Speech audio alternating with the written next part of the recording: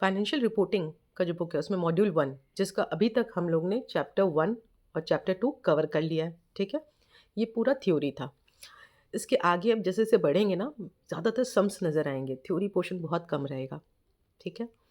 अच्छा, कैसा है ये क्वेश्चंस जो होंगे, जो आएँगे, क्या टफ़ होंगे आने वाले चैप्टर्स? पहले बता दूँ चैप्टर्स बहुत, बहुत ईज़ी होंगे और जब मैं आपको कराऊँगी ना, मक्खन जैसा ईज़ी लगेगा। इनफैक्ट आप खुद ही जब करोगे ना बोलोगे, "अरे! ये तो बहुत ईज़ी है, अरे! ये तो बहुत ईज़ी है।" अंदर से आवाज़ आएगा आपका।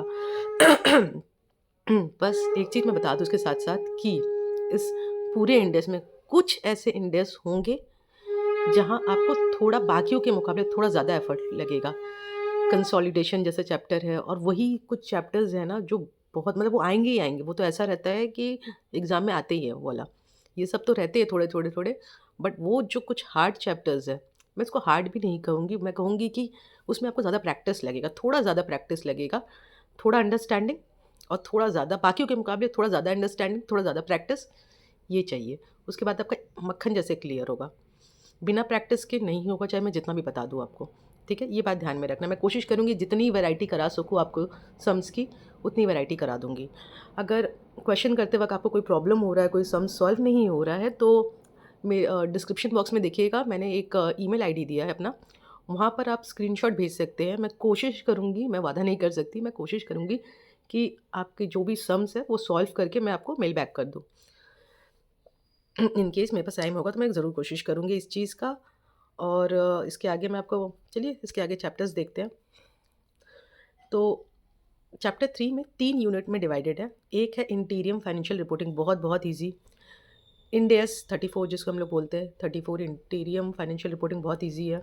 End S 1 presentation of financial statement ये भी बहुत ईज़ी है। End S 7 statement of cash flow ये भी बहुत ईज़ी है। बस कैश फ्लो में क्या है ना आपको हैंड से जब तक आप नहीं बनाओगे ना नहीं चलेगा, होगा ही नहीं। आपको हाथ से बनाना पड़ेगा खुद से ही, सिर्फ़ देखने से नहीं होगा ये वाला चीज़। भले आप वीडियो जितना भी देख लो, खुद से पेन कॉपी लेके आप जब लिखोगे ना, खुद से करोगे तो जो क्लैरिटी बैठेगा, उसका कोई मुकाबला नहीं है। सो ये चीज़ ध्यान में रखिएगा। ईज़ी है, तीनों ही बहुत ईज़ी है। फ़िलहाल मैं अभी यहाँ से चालू करती हूँ, इंडेक्स 34 से चालू करती हूँ, इंटीरियम फाइनेंशियल रिपोर्टिंग बहुत ईज़ी है, चलिए देखते हैं। पहले कुछ थ्योरी बता देती हूँ, कुछ कांसेप्ट क्लियर हो जाएगा, फिर आगे करने में मज़ा आएगा सम्स को। अच्छा, इंडेक्स 34 ठीक है? इंटीरियम फाइनेंशियल रिपोर्टिंग कैसे याद रखना है 34 इंडेक्स? देखिए वो इंटीरियम फाइनेंशियल रिपोर्टिंग क्या है ना, ये बोलता है कि जैसे हम लोग एनुअल फाइनेंशियल रिपोर्टिंग बनाते हैं, यानी साल के एंड में, साल भर में क्या हुआ, वो लिख के बनाते हैं फाइनेंशियल स्टेटमेंट में। इंटीरियर में यानी क्या होता है कि साल के एंड में नहीं, साल खत्म हुआ ही नहीं, उसके बीच में ही हम लोग बना रहे हैं। कोई भी हो सकता है 1 मंथ का, 2 मंथ का बना रहे हैं, 3 मंथ का बना रहे हैं, 4 मंथ का बना रहे हैं। कैसा भी क्वार्टरली सुना होगा आप लोग ने। क्वार्टरली फाइनेंशियल स्टेटमेंट बन रहा है, तो ऐसा कोई भी कुछ भी इंटीरियम हो सकता है। एक होता है एनुअल जो साल के एंड में बनता है, जो हर किसी कंपनी को बनाना पड़ता है और इंटीरियम क्या आपने अगर आप पे कुछ क्या कहूँ मैं रेगुलेटरी बॉडी ने कहा है आपको बनाने के लिए तो आपको बनाना पड़ सकता है। अलग-अलग रीज़न हो सकते हैं इंटीरियर में खुद के आपको लगता है नहीं मुझे बनाने का मन है बिकॉज़ मैं चाहता हूँ कि मेरे स्टेक होल्डर्स जो हैं, मेरे शेयर होल्डर्स जो हैं, उनको प्रॉपर इन्फॉर्मेशन मिल सके, तो उसके लिए भी आप बना सकते हो। ठीक है? इंटीरियम कंपल्सरी नहीं होता जनरली। हाँ, अगर कोई स्टैट्यूटरी बॉडी आपको बोलती है, कोई रेगुलेटरी बॉडी आपको बोलती है, जो आपको रेगुलेट करती है, जैसे कि कई बार सेबी बहुत सारी कंपनी को रेगुलेट करती है, तो ऐसा कुछ भी हो, आईआरडी रेगुलेट करती है इंश्योरेंस कंपनी को, ऐसी कोई भी बॉडी अगर बोलती है, तब इंटीरियम बनाना पड़ता है, अदरवाइज़ नहीं। ठीक है? तो इंटीरियम कंपल्सरी नहीं होता, अगर बोला गया है तो बनाना है या आप चाहो तो कन्वीनिएंट आपको चाहिए बनाने का मन है, तो आप बनाओ। ठीक है? अच्छा, फाइनेंशियल रिपोर्टिंग पहले चलिए सबसे पहले ये क्लियर करते हैं कि ये मैंने 1, 2, 3, 4 ये सब जो बनाया है, ये जो मैंने बनाया है, ये क्या लिखा है? वो लिखा मैंने ये है, याद कैसे करें? इंटीरियम यानी पूरा साल होता है, एक तो होता है एनुअल, जिसमें पूरा 1, 2, 3, 4 ऐसे 12 तक पूरा साल गया, ठीक है? 1, 2 फिर गैप 3, 4 फिर गैप 5, 6 ऐसे-ऐसे करके मैंने 2-2 मंथ के हिसाब से इंटीरियम बनाया है, ठीक है? एग्ज़ाम करिए मान लीजिए कि 1 जनवरी, फरवरी का आप बना रहे हो फाइनेंशियल स्टेटमेंट, फिर बना रहे हो मार्च, अप्रैल का बना रहे हो, 3rd मंथ और 4 मंथ का, ऐसे 2-2 मंथ का बना रहे हो सपोज़, हाँ? तो ये आया 3, 4 अच्छा, ये सिर्फ़ मैंने किसी भी तरह आपको ये चीज़ याद करवाने के लिए किया है, इंड एस 34 1 टू 1 मंथ हो गया 3, 4 एक साथ हो गया 3, 4 5 6 ऐसे जा रहा है, तो सेकंड वाला जो है ना 3 4, वो वाला हम लोग मान लेते हैं इंडेस 34। ये सिर्फ एक याद करने का तरीका है, किसी को अच्छा लगे किसी को नहीं लगे, बट कैसे भी आपको सारे इंडेस याद करने हैं। तो उसके में एक रफ, कुछ लोगों का आई एम श्योर रिटेन होगा ये चीज़ें, आप अपने हिसाब से कर सकते हो इंडेस का नंबर याद। ठीक है, इंडेस 34, साल भर होता है 12। ठीक है, 2 मंथ का बना रहे हो इंटीरियम, 2 मंथ का फाइनेंशियल स्टेटमेंट बना रहे हो। जनवरी फरवरी का बनाया, मार्च अप्रैल का बनाया, मार्च अप्रैल हम लोग का नया से, उसके बाद तो नया फाइनेंशियल ईयर स्टार्ट होगा, होता है ना। तो ये जो 3 4 है यही है इंटीरियम। ठीक है, इंडेक्स 3 4 का नाम आती है, आपके दिमाग में रहना चाहिए इंटीरियम फाइनेंशियल स्टेटमेंट। चलिए, कोशिश किया मैंने कि अगर आपको याद हो, अगर पसंद है तो ज़रूर बताइएगा कमेंट में। और कोई अच्छा तरीका हो याद करने का तो वो भी आप सजेस्ट कर सकते हो। ठीक है, फाइनेंशियल रिपोर्टिंग। फाइनेंशियल रिपोर्टिंग में क्या आता है, हम लोग फाइनेंशियल पोजीशन के बारे में पढ़ते हैं और फाइनेंशियल परफॉर्मेंस। फाइनेंशियल पोजीशन यानी बैलेंस शीट, पोजीशन यानी बैलेंस शीट। एक चीज़ बैलेंस शीट से रिलेटेड बता दूँ, बैलेंस शीट बनता है as on date. As on date यानी आज के डेट में क्या है कंडीशन। ठीक है, तो बैलेंस शीट जब भी आप देखोगे लिखा होता है balance sheet as on date 31 March, जो भी ईयर होगा। ठीक है, यानी 31 मार्च को क्या रिपोर्टिंग है, क्या है पोजीशन, वो। पीएल में ऐसा नहीं होता, पीएल में पूरे साल भर में क्या क्या हुआ वो दिखाया जाता है कि इस जनवरी के महीने में ये हुआ, फरवरी के महीने में ये हुआ, या इस महीने में ये हुआ। पूरा जो भी पीरियड था फाइनेंशियल स्टेटमेंट जो कवर करा था उसके बेसिस पे था। पर जो ये बैलेंस शीट होता है वो 31 मार्च के दिन क्या पोजीशन है वो दिखाता है। इसीलिए फाइनेंशियल पोजीशन यानी बैलेंस शीट जिसे हम लोग कहते हैं एज ऑन डेट होता है। और फाइनेंशियल परफॉर्मेंस हम लोग देखने के लिए पीएल देखते हैं। पीएल के नीचे बनता है ओसीआई। ओसीआई क्या है, अदर कॉम्प्रिहेंसिव इनकम। पीएल जैसे ही फॉर्मेट रहता है उसका, बस क्या है कुछ एक्स्ट्रा आइटम उसमें आते हैं। क्या आते हैं नहीं आते वो बाद में। शेड्यूल 3 आपको पता होगा, जब भी शेड्यूल 3 का नाम आता है फाइनेंशियल स्टेटमेंट कैसे बनेगा कंपनी एक्ट में, शेड्यूल 3 के हिसाब से। शेड्यूल 3 के साथ आपको ध्यान में आना चाहिए डिवीजन और पार्ट। मैंने आपको पहले एक्चुअली करवा दिया, बट फिर भी जब आप पढ़ रहे हो तो थोड़ा रिवीजन हो जाए, इसके लिए मैं वापस रिपीट कर दे रही हूँ इस चीज़ को। तो डिवीजन 1 2 3 था। ठीक है, 1 था एएस के लिए, 2 था इंडेस के लिए, 3 किसके लिए था, एनबीएफसी के लिए। ठीक है, फिर उसके नीचे दिखता है पार्ट 1 2 3। पार्ट 1 है बैलेंस शीट पीएल, पार्ट 1 है बैलेंस शीट के लिए, पार्ट 2 है पीएल के लिए, पार्ट 3 है कंसोलिडेटेड से रिलेटेड जनरल इंस्ट्रक्शन दिए हुए, उनसे रिलेटेड बात करता है। चलिए, एक बार मैंने एक रफ ये पुराना जो मैंने पढ़ाया था चैप्टर का थोड़ा सा रिवीजन हो गया इसके थ्रू। अच्छा, फिर बात करते हैं एनुअल और इंटीरियम। अच्छा, एनुअल क्या होता है, साल के एंड में जो बनता है वो हो गया एनुअल फाइनेंशियल स्टेटमेंट। इंटीरियम क्या हो गया, कोई भी हो सकता है, 2 महीने का, 1 महीने का, 3 महीने का, जैसा भी बनाना हो उसको इंटीरियम नाम दे दिया गया। ठीक है, इंटीरियम 2 तरह के हो सकते हैं, एक तो कंप्लीट या कंडेंस। कंप्लीट क्या होता है, कंप्लीट में जैसे हम लोग एनुअल फाइनेंशियल स्टेटमेंट बनाते हैं ना, बिल्कुल वही फॉर्मेट में बनाएंगे, उसी तरीके से बनाएंगे। पर कंडेंस में क्या करते हैं ना हम लोग, कुछ लोग क्या एक्चुअली क्या है, ज़्यादातर कंपनी कंडेंस नहीं करती है। रीज़न भी, आपके पास ऑप्शन है कंडेंस करने का, छोटा बनाने का, तो क्यों उतना बड़ा डिटेलिंग करने जाओगे। तो कंपनी भी प्रेफर करती है, ऑप्शन मिला है कंप्लीट या कंडेंस में, तो जनरली कंपनी कंडेंस फॉलो करती है। बट नॉलेज के लिए जान के रखिए, दोनों ही ऑप्शन अवेलेबल है। आप चाहो तो कंप्लीट बना लो, आप चाहो तो कंडेंस बना लो। कंप्लीट में क्या था, वही normal full balance sheet PL, जो वो सारे आइटम तो बनेंगे ही, balance sheet PL, change of equity और कैश फ्लो नोट्स, ये सारी चीज़ तो बनेंगे ही बनेंगे। बट उसमें कितने पॉइंट्स डालने हैं, एनुअल वाले जो कंप्लीट बना रहे हो उसको, वो तो एनुअल के हिसाब से बनेगा, यानी एनुअल में जैसे आप पूरा कंप्लीट दिखाते हो वैसे ही इंटीरियम वाले में भी सारी चीज़ें आएंगी। पर जब कंडेंस वाला बनाओगे ना, तो कंडेंस वाले में क्या होगा कि उतनी डिटेल में नहीं देना पड़ेगा आपको जितना आपने कंप्लीट में दिया था। जैसे कि मैं समझाती हूँ कुछ कुछ पॉइंट तो मैंडेटरी आपको देने पड़ेंगे। जैसे हेडिंग होता है, आप कंडेंस बना रहे हो, ठीक है, जब कंडेंस बनाओगे तो आपको हेडिंग देना है। हेडिंग मतलब क्या होता है, आपने देखा होगा बैलेंस शीट में लिखा हुआ रहता है non current asset, current asset, ये सब हेडिंग में आता है। सब हेडिंग देना पड़ेगा। हेडिंग के नीचे जो आप लिखते हो प्लान प्रॉपर्टी जो भी है या इन्वेस्टमेंट जो भी है वो लिखते हो, उसको सब हेडिंग होगा, वो सब आएगा। अब कई बार सब हेडिंग के अंदर जो पॉइंट होते हैं ना, वो सब आपको नहीं देने हैं। जैसे कि मैं एग्जांपल लेती हूँ, इन्वेंट्री, आपने इन्वेंट्री लिख दिया, ठीक है, हेडिंग हो गया, सब हेडिंग हो गया इन्वेंट्री। इन्वेंट्री के अंदर लिखा होता है ये WIP है, ये फिनिश गुड है, ये जो है ना अंदर वाला, ये नहीं देने का ज़रूरत है आपको। हेडिंग देना है दैट नॉन करेंट एसेट या करेंट एसेट, उसके नीचे जो भी आपका सब हेडिंग है वो आता है। जैसे कि इन्वेंट्री है तो इन्वेंट्री लिख दो, और उसके साथ आपको ये 2 चीज़ मैंने आपको बता दिया। इसके अलावा आपको देना पड़ता है present and diluted EPS। Present diluted EPS क्या होता है? सिंपल चीज़ है, आप बैलेंस शीट आप जब प्रॉफिट एंड लॉस बनाते हो तो नीचे में आपको लिखना पड़ता है नेट प्रॉफिट कितना आया। नेट प्रॉफिट के बाद आपने जब जो प्रेफरेंस शेयर को डिविडेंड दे दिया, वो सब दे दिया, उसके बाद जो इक्विटी होल्डर के लिए जो बचा है, वो सपोज़ जितना भी अमाउंट आपका इक्विटी शेयर होल्डर के लिए बचा divided by number of equity share करोगे, जो आएगा उसको ईपीएस बोलते हैं। डाइल्यूटेड ईपीएस क्या होता है? डाइल्यूटेड ईपीएस क्या होता है? कई बार आपके बैलेंस शीट में कुछ कन्वर्टेबल सिक्योरिटीज़ रहते हैं। हुँ? तो आपको क्या करना है, डाइल्यूटेड ईपीएस में क्या बनाना पड़ता है कि आपको एज्यूम करना है कि अगर मैं उसको कन्वर्ट कर देता, उसको इक्विटी में कन्वर्ट कर देता, तो मेरा नया इक्विटी क्या होता?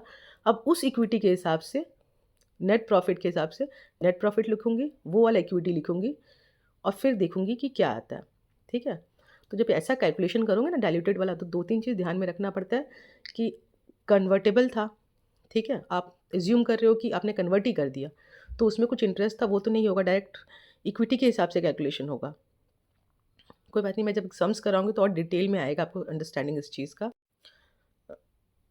अब मैं ओरली बताऊँगी तो ज़्यादा क्लैरिटी नहीं आएगा, सम्स करूँगी तो ज़्यादा क्लैरिटी आएगा। जान के रख लीजिए, डाइल्यूटेड होता है और प्रेज़ेंट क्या बोलते हैं, डाइल्यूटेड ईपीएस क्या है वो देना पड़ता है और नॉर्मल ईपीएस क्या है प्रेज़ेंट वाला वो देना पड़ता है, ठीक है? उसके अलावा जो नोट्स होते हैं वो देना पड़ता है। नोट्स में भी सारे नोट्स नहीं देने पड़ते।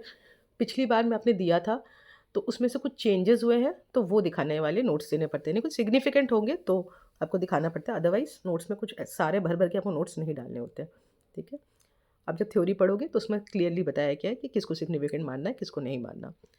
ये मैंने आपको ऊपर-ऊपर फाइनेंशियल रिपोर्टिंग का बता दिया। इंटीरियम फाइनेंशियल रिपोर्टिंग का स्पेशली आपको आई होप क्लियर है। इंटीरियम यानी कोई भी मंथ का आप जब बनाते हो ना फाइनेंशियल स्टेटमेंट, सिर्फ़ 2 महीने का बना रहे हो, 3 महीने का बना रहे हो, 6 महीने का बना रहे हो, एनुअल से कम जो भी बना रहे हो वो है। ये हो गया आपका कंडेंस। अच्छा, कंडेंस रिलेटेड 1-2 पॉइंट और क्लियर कर देती हूँ कि सपोज़ कोई कंपनी लेट से मतलब अप्रैल में इनकॉर्पोरेट नहीं हुआ था, लेट से हुआ था कि सितंबर में इनकॉर्पोरेट हुआ। तो सितंबर, अक्टूबर, नवंबर, दिसंबर, जनवरी, फरवरी, मार्च, तो ये 7 महीने होते हैं।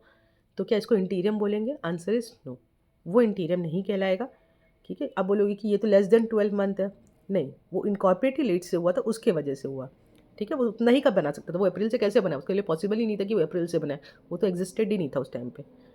कंपनी लिक्विडेट होती है, तब पर भी सपोज़ अप्रैल से लेके अप्रैल, मई, जून, जुलाई, जुलाई में कंपनी लिक्विडेट हो गई, ठीक है? तो अप्रैल, मई, जून, चलो 3 महीना मानते हैं। अप्रैल, मई, जून में कंपनी लिक्विडेट हो गई। तो आप बोलोगे 3 महीना इसको भी हम लोग इंटीरियम बोलेंगे क्या? नहीं, इसको भी इंटीरियम नहीं बोलेंगे। रीज़न बीइंग वो तो उसके बाद लिक्विडेट हो गए, उसके बाद उसकी लाइफ़ था ही नहीं जो वो बना सके। इस कंडीशन की वजह से हम उसको इंटीरियम नहीं बोलेंगे, वो एनुअल वाला ही कंडीशन में आएगा। ठीक है? ये 1-2 चीज़ था। आई होप इससे क्लियर हुआ हो आपको। इसके अलावा है बैलेंस शीट का फॉर्मेट मैंने दिए दिखाया है, जिसमें बताया कि हेडिंग किसको बोलते हैं, सब हेडिंग किसको बोलते हैं, किसको लिखना है, किसको नहीं लिखना, वो सब बातें। और इसके अलावा हुँ, इसके अलावा है आपको बताना मुझे, हाँ, कंडेंस्ड, अच्छा, कंसोलिडेटेड कंडेंस्ड होता है, हाँ, इंटीरियम फाइनेंशियल स्टेटमेंट कई अब जैसे कि एक पैरेंट कंपनी, ठीक है? वो तो कंसोलिडेटेड बनाती है फाइनेंशियल स्टेटमेंट, तो क्या इंटीरियम वाला भी कंसोलिडेटेड बनाएगी क्या? बना सकती है? हाँ, वो बना सकती है। इसके अलावा आता है इंटीग्रल व्यू, डिस्क्रिशनरी व्यू, ये दोनों चीज़ में से हम सम्स कराऊँगी ना तब बताऊँगी तो ज़्यादा क्लैरिटी आएगा इससे, ठीक है? ये आई होप इतना सारा चीज़ क्लियर हुआ हो। हाँ, ये भी बहुत इंपॉर्टेंट चीज़ है, क्लियर कर देते हैं कि बैलेंस शीट बन रहा है, ठीक है? Balance sheet as on date 30 सितंबर 2023, तो इसके लिए प्रीवियस ईयर का देना पड़ेगा ना हमको, तो प्रीवियस ईयर का क्या देंगे? तो प्रीवियस ईयर का हमको देना पड़ेगा 31 मार्च 2003 के हिसाब से, आई मीन 23 के हिसाब से, ठीक है? तो जो भी मार्च का एंडिंग था, आप जिस भी पीरियड का बना रहे हो बैलेंस शीट इंटीरियम वाला, ठीक है? आप देखोगे उससे पहले मार्च का जो एंडिंग था, वो वाला पीरियड का आपको बनाना है। आपका क्या बोलते हैं उसको? करस्पॉन्डिंग प्रीवियस ईयर दिखाना है उसको, ठीक है? ये हुआ बैलेंस, सिर्फ बैलेंस शीट के केस में ऐसा है, नहीं तो अदरवाइज़ कुछ और ही देखने मिलेगा आपको। पीएल में देखते हैं। पीएल में जैसे कि सपोज़ ये मैंने आपको बैलेंस शीट का क्लियर किया, ठीक है? उसमें हम लोग मार्च देखेंगे, जो पहले मार्च था उतना का ही दिखाना है। पीएल में क्या करना है, करंट ईयर आपने करंट ईयर दिखाया, जिसमें दिखाया कि सपोज़ 1 अगस्त को, ठीक है, 23 को, वहाँ से लेकर अगस्त सॉरी अगस्त नहीं, जुलाई अगस्त सितंबर 3 महीना, जुलाई अगस्त सितंबर 17 है। तो जुलाई अगस्त सितंबर का जो आपको दिख रहा है, वहाँ से लेकर जुलाई अगस्त सितंबर 3 महीने का मैंने करंट ईयर का बना लिया, ठीक है। इसका प्रीवियस ईयर क्या होगा मेरे लिए, 22 होगा। अगर 23 का मैंने लिया है तो उसका प्रीवियस ईयर तो 22 होगा। यहाँ पर एक चीज़ करेक्शन होगा, यहाँ पर ये 23 लिख दिया मैंने, यहाँ पर 22 होगा, ठीक है, यहाँ पर 22 होगा।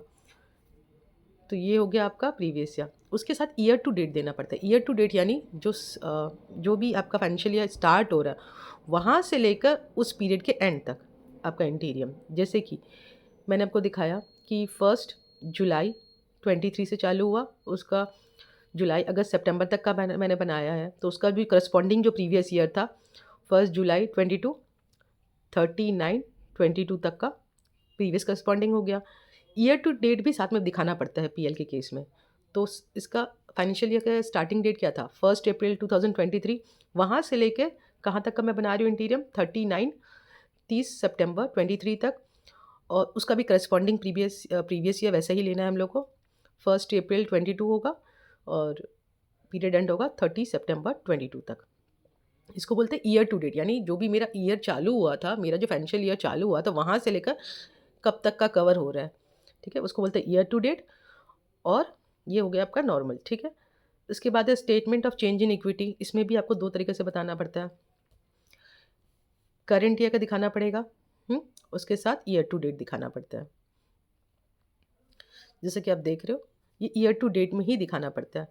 तो मैंने भले ही मैं वो पीरियड 3 महीने का बना रही थी, पर मैं दिखा रही हूँ statement of change in equity 1 अप्रैल 23 से लेकर 30 सितंबर 23 तक। इसका करस्पॉन्डिंग प्रीवियस ईयर लेना है मेरे को, ईयर टू डेट वाला लेना पड़ेगा 1 अप्रैल 22 से लेकर 30 सितंबर 22 तक, ठीक है। स्टेटमेंट ऑफ चेंज, तो ये रूल अलग अलग है। बैलेंस शीट के लिए अलग रूल हम लोग ने देखा, पीएल के लिए अलग देखा, स्टेटमेंट ऑफ चेंज के लिए, statement of change in equity के लिए अलग देखा, और statement of change of cash flow भी सेम, जो चेंज ऑफ इक्विटी था वही वाला सेम वाला रूल इसमें भी है। नोट में हम लोग को लेना है सिग्निफिकेंट चेंज ओनली होगा, वही वाला नोट्स इसमें लेना है। और जो फॉर्मेट होता है, ये जो फॉर्मेट आप देखोगे कि एक्चुअल जो फॉर्मेट बनाया जाता है बैलेंस शीट पीएल, वो उसको हम लोग बोलते हैं वर्टिकल फॉर्मेट, ठीक है। आई होप मैंने ऊपर ऊपर से जितना बताना था वो बता दिया है। कुछ सम्स के 2-3 पॉइंट्स बताऊंगी, कैसे कैसे सम्स है। मेन सम्स ही आने वाले हैं, थ्योरी सिर्फ जान के समझने के लिए है आपका। सम्स आने वाले हैं, तो सम्स हम लोग देखेंगे। इसके अलावा बुक में जो भी थ्योरी लिखा है हम लोग सब कोशिश करेंगे सारी चीज़ों को कवर करने का, समझने का। 34 इंटीरियम फाइनेंशियल रिपोर्टिंग में अब तक हम लोग ने पढ़ लिया है कि इंटीरियम पीरियड किसको बोलते हैं। इसके अलावा हम लोग ने पढ़ा कि इंटीरियम फाइनेंशियल रिपोर्ट क्या होता है, कंप्लीट कंडेंस, कितने मिनिमम कंपोनेंट होते हैं वो पढ़े, कंप्लीट सेट और फाइनेंशियल स्टेटमेंट क्या होता है, उसमें इंडेक्स 1 के हिसाब से जो बताया गया प्रेजेंटेशन कैसा होता है वो हम लोग फुलफिल करते हैं। और कंडेंस में हम लोग को मिनिमम इतने होने चाहिए वो बताए गए हैं। कंडेंस फाइनेंशियल रिपोर्टिंग क्या होती है। इसके अलावा हम लोग ने जाना ईपीएस के बारे में, जाना कि जब हम लोग इंटीरियम फाइनेंशियल रिपोर्ट बनाते हैं तो उसमें हम लोग को जो कंडेंस फॉर्म है उसमें बताया गया है कि बेसिक डाइल्यूटेड भी देना पड़ता है। कैसे कैलकुलेट करते हैं बेसिक और डाइल्यूटेड ईपीएस, ये इंडेक्स 33 में कवर किया गया है, वो फिर कभी किसी और इंडेक्स में हम लोग कवर करेंगे। फिलहाल इसमें बताया गया है कितना, वो चीज़ देखते हैं। अदर डिस्क्लोजर क्या क्या है, सेगमेंट इन्फॉर्मेशन क्या होता है, सेगमेंट इन्फॉर्मेशन के बारे में भी अलग एक इंडेक्स में डिटेल है, उसमें कवर किया जाएगा। Place of other disclosure, disclosure of compliance with question number 1। Question number 1 start करने से पहले एक कंसेप्ट क्लियर कर लेते हैं, ठीक है, कि इंडेक्स 34, जैसे हम लोग जानते हैं कि जितने भी इंडेक्स हम लोग पढ़ेंगे वो जनरली एनुअल फाइनेंशियल स्टेटमेंट बनाते हैं उसमें लगते हैं, ठीक है। और ये भी ध्यान में रखना है कि जब भी हम लोग इंडेक्स के हिसाब से फाइनेंशियल स्टेटमेंट बनाते हैं तो हम लोग को लिखना पड़ता है कि हम लोग ने सारे इंडेक्स कंप्लाई किए। पर क्या होता है, इंडेक्स 34 जो है ना, वो ऐसा इंडेक्स है जो इंटीरियम पीरियड के लिए लगता है, यानी एनुअल के लिए नहीं लगता। तो एनुअल पीरियड में इंडेक्स 34 का कोई काम नहीं है। ये चीज़ ध्यान में रखते हुए अब हम लोग आंसर करेंगे क्वेश्चन नंबर 1 जो लिखा हुआ है कि ए लिमिटेड ने क्या किया, इंटीरियम पीरियड का रिपोर्ट बनाया ही नहीं, इंटीरियम फाइनेंशियल रिपोर्ट बनाया ही नहीं। Can the auditor of this company, तो वो बोल सकते हैं कि एनुअल फाइनेंशियल स्टेटमेंट ने इंडेक्स नहीं कंप्लाई किया, नहीं, ऐसा क्यों बोलेगा वो। उसने इंडेक्स 34 उसने पहले तो इंटीरियम फाइनेंशियल रिपोर्ट बनाया नहीं। हम लोग जानते हैं कि इंटीरियम फाइनेंशियल रिपोर्ट जो कंपलसरी नहीं होता है, तो उसने बनाया नहीं है तो कोई दिक्कत नहीं है। एनुअल वाला बनाया है, और एनुअल वाला जो बनाया प्रॉपर इंडेक्स के हिसाब से अगर बनता है तो वो इंडेक्स कंप्लाइड माना जाएगा।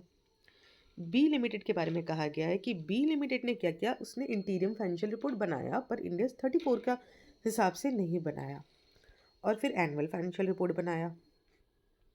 कैन द ऑडिटर, अब क्या ऑडिटर को प्रॉब्लम हो सकता है? नहीं, क्योंकि लिए एनुअल फाइनेंशियल स्टेटमेंट में इंडेक्स 34 कोई काम ही नहीं है। तो अगर आप जो एनुअल बना रहे हो उसमें सारे इंडेक्स अप्लाई कर रहे हो और लिख भी रहे हो कि हमने सारे इंडेक्स अप्लाई किए हैं, जो भी अप्लाई होता है, तो फिर कोई दिक्कत नहीं है। यही चीज़ लिखा हुआ है। क्वेश्चन पढ़ते हैं। A limited has not provide interim financial report at all, ठीक है, बनाया ही नहीं, कोई दिक्कत नहीं है। B limited has not complied with Ind AS, यानी बी ने बनाया है पर कंप्लाई नहीं किया Ind AS 34 for interim financial report. Can the auditor of this two company consider the annual financial statement as not complying with Ind AS? बिल्कुल नहीं, यही लिखा हुआ है आंसर में। आप देखोगे यहाँ लिखा हुआ है, ईच फाइनेंशियल रिपोर्ट एनुअल बने या इंटीरियम is evaluated on its own. उसका खुद का देखेंगे कि एनुअल है तो एनुअल कंप्लाई हुआ है कि नहीं। इंडेक्स अगर इंटीरियम बना रहा है और इंडेक्स में नहीं कंप्लाई कर रहा वो इंडेक्स 34, तो वो नहीं लिख सकता कि इंटीरियम फाइनेंशियल स्टेटमेंट इंडेक्स 34 के हिसाब से बना है। एनुअल में इंडेक्स 34 कोई काम नहीं है, ठीक है। एनुअल वाला का अपना इंडेक्स सारा कंप्लाई करता है और वो लिख देता है कि हाँ कंप्लाई किया है, तो कोई प्रॉब्लम नहीं होगा ऑडिटर को। Each financial report annual interim is evaluated on its own for conformity to Ind AS.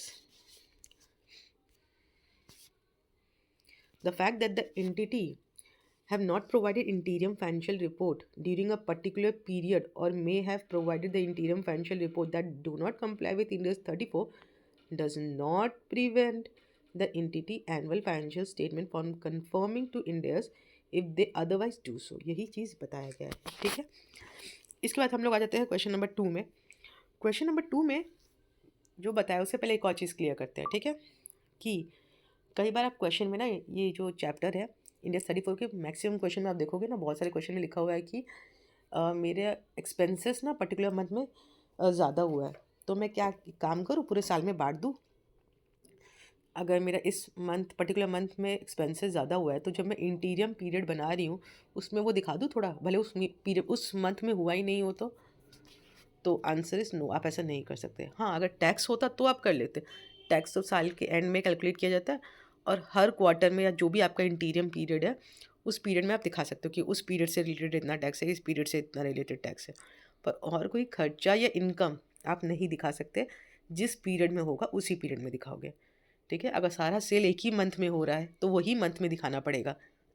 Suppose कि अप्रैल से मार्च का जो पीरियड था उसमें क्या हुआ, आप क्वार्टर बना रहे हो अप्रैल मई जून, ठीक है, 3 महीने का बना रहे हो, और जुलाई के मंथ में सेल हुआ है। एक्सक्यूज़ मी, और जुलाई के मंथ में सेल हुआ है तो अप्रैल में जून में आप दिखाओगे क्या, और उस क्वार्टर में कि थोड़ा सा सेल्स हम यहाँ दिखा दें ताकि बैलेंस हो जाए? नहीं, आप ऐसा नहीं कर सकते।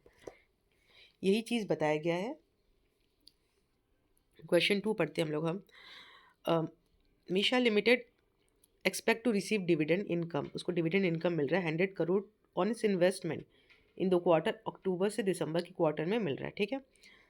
This is considered as seasonal income by the company, company बोल रही सीजनल इनकम है, ठीक है।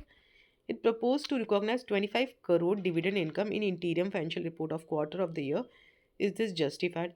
कंपनी चाहता है कि 25 करोड़ काम करती हूँ, इंटीरियम पीरियड में बुक कर देती हूँ, एक साथ क्या दिखाऊंगी, तो इससे क्या मैचिंग रहेगा, बराबर दिखाई देगा सब कुछ। पर आंसर ऐसा नहीं कर सकते, यही लिखा हुआ आंसर में। As per index 34 revenue receive, कोई भी सीजनल या ओकेजनल वाला जो आपका होता है should be recognise as they occur and not anticipated या डेफर्ड नहीं कर सकते। आप पहले ही से बुक नहीं कर सकते या बाद में बुक करूँगा ये भी नहीं कर सकते। Hence the entire amount of 100 crore should be recognise in the quarter, जिस क्वार्टर का है उसी क्वार्टर में आप बुक करोगे। तो कंपनी जो करने जा रही थी वो गलत था, इज़ नॉट करेक्ट। ये है क्वेश्चन नंबर 2 का आंसर।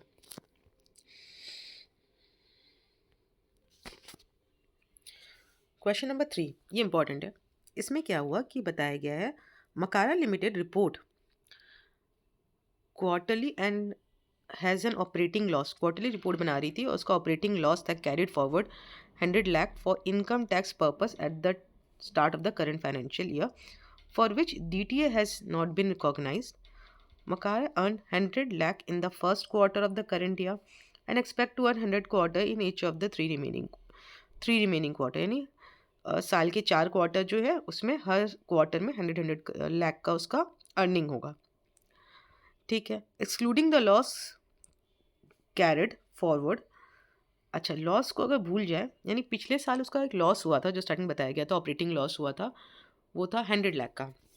एक सेकंड में दिखाती हूँ आपको, ये दिख रहा है ऑपरेटिंग लॉस जो है वो हुआ था 100 लाख का। ठीक है, और बोला है कि हर साल जो है उसका 100 लाख का हर क्वार्टर में हो रहा है इनकम। ठीक है, हर साल ने उस पर्टिकुलर एक पीरियड का बता रहा है, उसमें हुआ है 100 लाख का इनकम। अब बोल रहा है कि टैक्स रेट भी बता दिया है, कि टैक्स रेट बता दे रहा, हाँ टैक्स रेट है 40%। खास बात जानने का ये है कि जब आप टैक्स देते हो तो आप कैरी फॉरवर्ड लॉस को पहले माइनस करते हो फिर टैक्स देते हो। यहाँ 40% टैक्स बताया है बिना कैरी फॉरवर्ड लॉस को माइनस किया, तो नॉर्मल 40% बता रहा है। तो आप जब टैक्स दोगे तो 40 जो पहले लॉस जो कैरी फॉरवर्ड यानी पिछले साल का लॉस माइनस जो है उसको हटाओगे, जो बैलेंस बच जाता है उस पर आप टैक्स लगाओगे फिर दोगे। तो वही किया गया है, 100 लाख करके जो 4 क्वार्टर था तो 400 लाख हुआ, जिसमें 100 माइनस कर दिया गया कैरी फॉरवर्ड का। उसके बाद उसमें 40% टैक्स लगाया गया बैलेंस पे, दैट इज़ 300 पे, 300 लाख पे 40% लगा और बना 120 लाख। अब ये 120 लाख जो है, अब ये जो 40% एक्चुअली जो टैक्स लिखा हुआ था वो लिखा हुआ था बिना कंसिडर किए कैरी फॉरवर्ड को, पर आप जो पे करोगे तब तो कुछ टैक्स कुछ और ही होगा, क्योंकि आप तो माइनस करके पे कर रहे हो। तो 40% एग्जैक्ट तो नहीं आ रहा आपका कुछ, 40% करके क्वार्टरली करोगे तो गलत आंसर आएगा। उसके लिए क्या करना पड़ेगा, जब भी आपको दिया हुआ रहेगा ऑपरेटिंग लॉस पिछले साल का कैरी फॉरवर्ड हुआ है और आपको सेट ऑफ का चांस मिल रहा है, तो ऐसे केस में आपका टैक्स का अमाउंट चेंज हो जाएगा। ठीक है, तो क्या होगा टैक्स का अमाउंट आपको कैलकुलेट करना पड़ेगा। कैसे कैलकुलेट होगा, आपने निकाला कि आपका इनकम उस पीरियड का, फिर जो कैरी फॉरवर्ड लॉस माइनस किया उस पर टैक्स लगाया, तो एक्चुअल पता चला कि आपको एग्जैक्टली 120 लाख का टैक्स देना पड़ेगा। अब 120 का टैक्स देना पड़ेगा, 400 लाख के इनकम है, नहीं एक्चुअल में कितना परसेंट टैक्स एक्चुअल में मुझे पे करना पड़ रहा है, वो निकल रहा है 30%, यानी 30% इज़ द एग्जैक्ट अमाउंट जो मुझे पे करना है, ना कि 40%।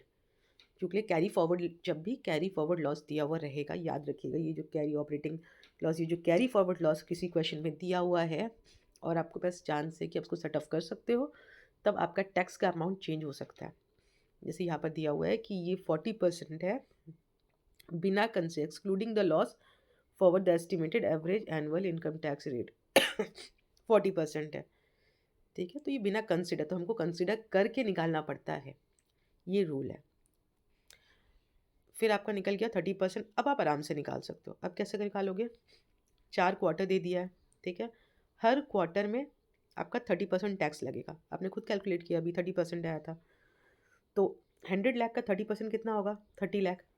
सेकेंड क्वार्टर में भी 100 लाख का इनकम हुआ, सेकेंड क्वार्टर में 100 लाख का ही इनकम हुआ, तो 100 लाख पे 30% निकाला। थर्ड क्वार्टर में भी 100 लाख का इनकम हुआ, बताया था कि हर क्वार्टर में 100 लाख का इनकम होगा, तो उस हिसाब से टैक्स कैलकुलेट किया, फोर्थ क्वार्टर तक कैलकुलेट किया। अगर आप टोटल करके देखोगे तो एग्जैक्टली 120 लाख जो आप पे करने वाले हो वो अमाउंट आ रहा है। ये था क्वेश्चन नंबर 3। क्वेश्चन नंबर 3 बहुत इंपॉर्टेंट है, जहाँ पर बताया गया है अगर कैरी फॉरवर्ड लॉस होगा तो एडजस्ट करना है।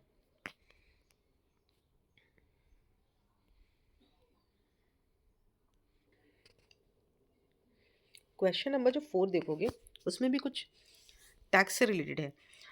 इसमें क्या किया गया है, आपको 2 रेट दे दिया है कि 5 लाख तक जो इनकम होगा उस पर 30% टैक्स लगेगा और उसके बैलेंस के ऊपर में 40% तक लगेगा।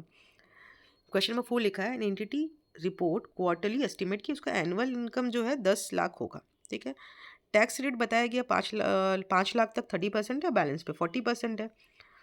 क्वार्टरली इनकम भी दे दिया है, first quarter, second quarter, third quarter, fourth quarter का इनकम बता दिया गया कि 75,000 होगा, सेकंड क्वार्टर में 2,50,000 है, थर्ड क्वार्टर में 3,75,000 है। एक सेकेंड, 3,75,000 है, फोर्थ क्वार्टर में 3 लाख है, टोटल दिख रहा है मेरे को 10 लाख तक का एनुअल में। अब पहले तो मुझे देखना पड़ेगा मैं टैक्स किस पे निकालूँ, 30% पे कि 40% पे। तो एग्जैक्टली कितना मुझे पे करना पड़ेगा पहले मैं वो निकालती हूँ। 5 लाख के ऊपर मुझे 30% पे करना है। बैलेंस मेरा कितना बच रहा है, 10 लाख था, 5 लाख चला गया, 5 लाख बैलेंस बच गया, तो बैलेंस 5 लाख पे 40% हो रहा है। उस हिसाब से कैलकुलेट करके आप देखोगे 5 लाख पे 30% निकालोगे, प्लस फिर नेक्स्ट जो बैलेंस मेरे पास था, यानी 10 लाख में 5 लाख चल गया था, 5 लाख बचा हुआ था, उस पर 40%, तो आपका आ रहा है 1,50,000 प्लस 2 लाख 3,50,000, यानी एग्जैक्टली 3,50,000 आपको टैक्स पे करना है। अभी कितना परसेंट बन रहा है, आपके टोटल इनकम का कितना परसेंट बन रहा है, तो 3,50,000 पे करना पड़ रहा है जब आपका 10 लाख का इनकम है, यानी 35%, यानी एग्जैक्टली 35% ही आपका टैक्स रेट होना चाहिए था कैलकुलेट करके। अब जब मुझे रेट पता चल गया, अब मैं इस रेट के ऊपर निकालूंगी। तो फर्स्ट क्वार्टर पे जैसे मेरे को पता है कि फर्स्ट क्वार्टर का इनकम पता है 75,000, इसका 35,000, सॉरी 35% जो होगा वो लिखेंगे। अब देखोगे इसका 75,000 का 35% करोगे तो आएगा 26,250, वही अमाउंट यहाँ दिया हुआ है।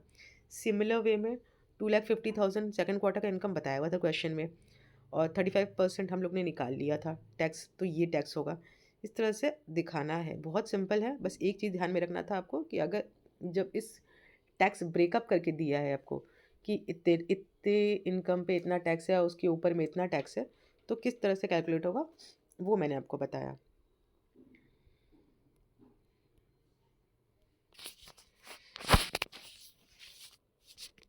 तक क्वेश्चन नंबर 3-4 जो था, जिसमें हम लोग ने देखा था, क्वेश्चन नंबर 3 में पूछा गया था कि कैलकुलेट करके बताइए amount of income tax expenses her quarter में कितना रिपोर्टिंग करना है, तो हम लोग ने निकाल लिया था।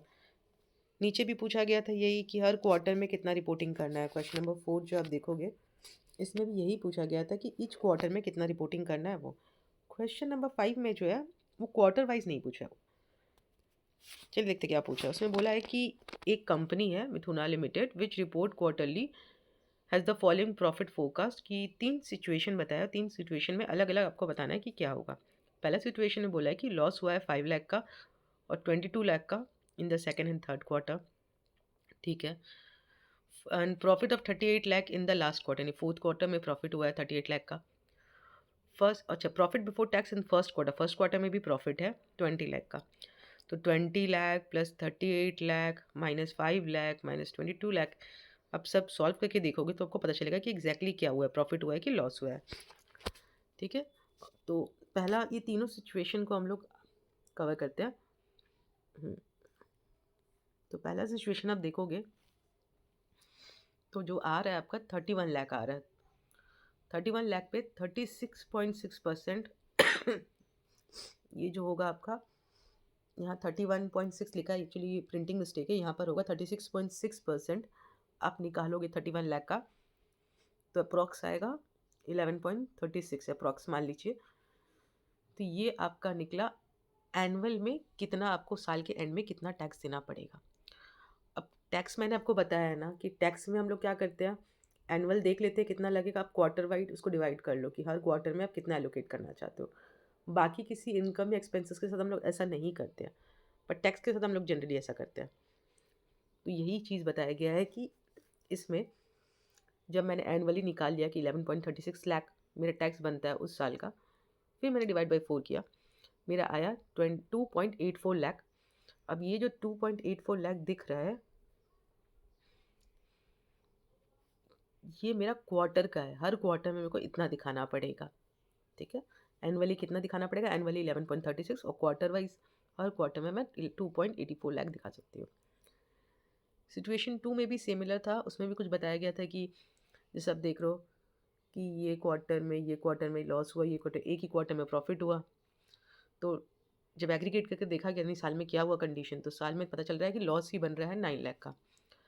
तो ऐसे में क्या करेंगे, 9 लाख का जो लॉस है इसके ऊपर मैं टैक्स कैलकुलेट करूँगी 3.29, यानी साल के एंड में इतना आ रहा है। अच्छा, जब प्रॉफिट होता है और टैक्स बनता है, ठीक है, तो हम लोग उसको एक्सपेंसेस बोलते हैं। पर जब आपका लॉस हो रहा है उसमें टैक्स बन रहा है तो उसको हम लोग DTA बोलते हैं, डिफर्ड टैक्स एसेट, एसेट की तरह ट्रीट करेंगे। यानी नेक्स्ट ईयर हम लोग को सेट ऑफ मिलेगा, हम लोग का इनकम जो भी होगा हम लोग माइनस करके दिखा सकते हैं, बेनिफिट मिलता है, ठीक है। तो हम लोग उसको एसेट मानते हैं, डिफर्ड टैक्स एसेट। डिफर्ड इसलिए क्योंकि बाद में हम लोग उसका बेनिफिट लेंगे, टैक्स वाला एसेट है हम लोग का, इसलिए इसका नाम है डिफर्ड टैक्स एसेट। तो जब लॉस होता है, 9 लाख का लॉस दिख रहा है, लॉस के ऊपर भी हम लोग टैक्स कैलकुलेट करेंगे। तो 9 लाख के ऊपर 36.6 जो टैक्स बताया हुआ था क्वेश्चन में गिवन था, कैलकुलेट किए, हम लोग का आया 3.29 लाख। अब ये तो एनुअल का आ गया टोटल, डिवाइड बाय 4 करोगे तो पता चलेगा हर क्वार्टर में कितना रिलेटेड है, हर क्वार्टर में कितना दिखा सकते हो। तो हर क्वार्टर में आप 0.82 लाख का दिखा सकते हो DTA क्रिएट हुआ है, ठीक है। This will be shown as DTA in the, अच्छा कैसे दिखाऊंगी, चलिए वो भी दिखाते हैं। This will be shown as DTA in the first quarter report. The balance tax saving will be created in the phase manner in the subsequent quarter such that the total tax saving for the year is 3.29 lakh. यानी अब हर quarter में आप करोगे ना इसका, अब जिस 20 लाख का जब लॉस हुआ था उस क्वार्टर में आप कैलकुलेट करो कितना आएगा, 36.6। 5 लाख का जब लॉस हुआ तब कैलकुलेट करो, 22 लाख का जब लॉस हुआ तब कैलकुलेट करो, 38 लाख का जब इनकम हुआ तब आप ये टैक्स परसेंटेज लगा के कैलकुलेट करो। अब हर क्वार्टर वाइज आप निकालोगे, फिर एनुअल में जब करोगे ना एग्रीगेट कि क्या हो रहा है, माइनस माइनस माइनस प्लस ऐसे करके दिखाओगे तो आपको दिख जाएगा कितना बन रहा है। अब चलते हैं सिचुएशन 3 में। सिचुएशन 3 में भी क्या है, वही चीज़ है, बताया गया कि दिख रहा है आपको जैसे कि एक क्वार्टर में प्रॉफिट दिख रहा है, मुझे ये प्रॉफिट दिख रहा है, यहाँ पर लॉस दिख रहा है, ये लॉस दिख रहा है, तो टोटल 5 लाख का लॉस दिख रहा है। द कंपनी शुड, तो उसमें भी DTA क्रिएट होगा, लॉस है ना, लॉस में क्या होगा, DTA क्रिएट होता है, deferred tax asset. Similar way में टैक्स जो दिया हुआ है निकालेंगे तो साल का इतना बन रहा है, 1.83 लाख का मेरे को दिख रहा है। The tax expenses to be reported in the first, तो हर क्वार्टर में मैं कितना दिखाऊं, तो हर क्वार्टर एकदम सिंपल, आप क्वार्टर बनाओगे, उस क्वार्टर में इनकम दिखाओगे, जैसे 20 लाख का आपने इनकम दिखाया था, उस पर टैक्स कैलकुलेट कर दो, तो आपको तो 7.32 दिख रहा है टैक्स। फिर जब लॉस हो रहा है उस समय भी टैक्स निकालो, उस समय आप DTA को बोलो, उसको एक्सपेंसेस नहीं बोल के एसेट बोलो, ऐसे ऐसे करके आप निकालोगे हर क्वार्टर का, प्लस माइनस करके करोगे तो लास्ट में आपका देखोगे 1.83 ही आएगा।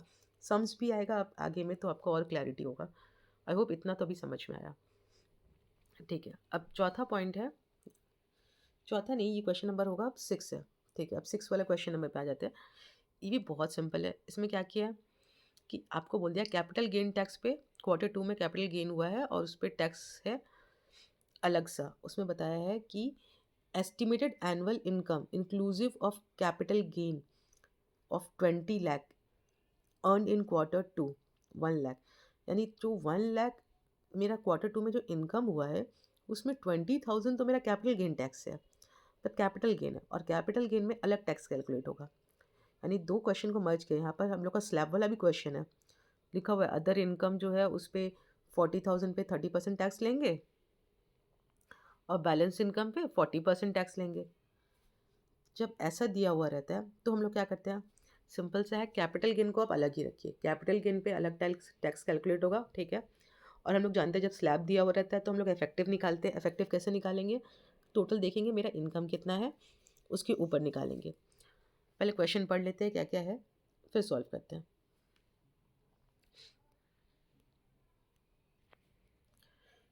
यहाँ पर बोल दिया है कि ईच क्वार्टर, एक सेकेंड,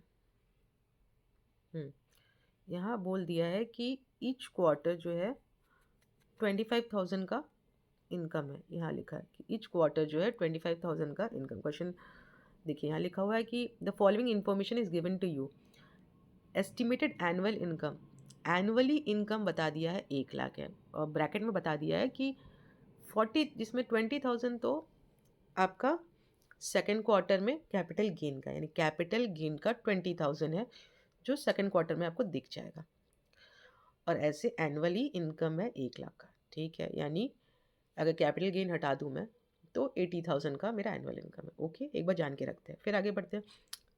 कैपिटल गेन पे कितना टैक्स होगा बता दिया, अदर इनकम 40,000 पे 30% है, बैलेंस इनकम पे 40% है।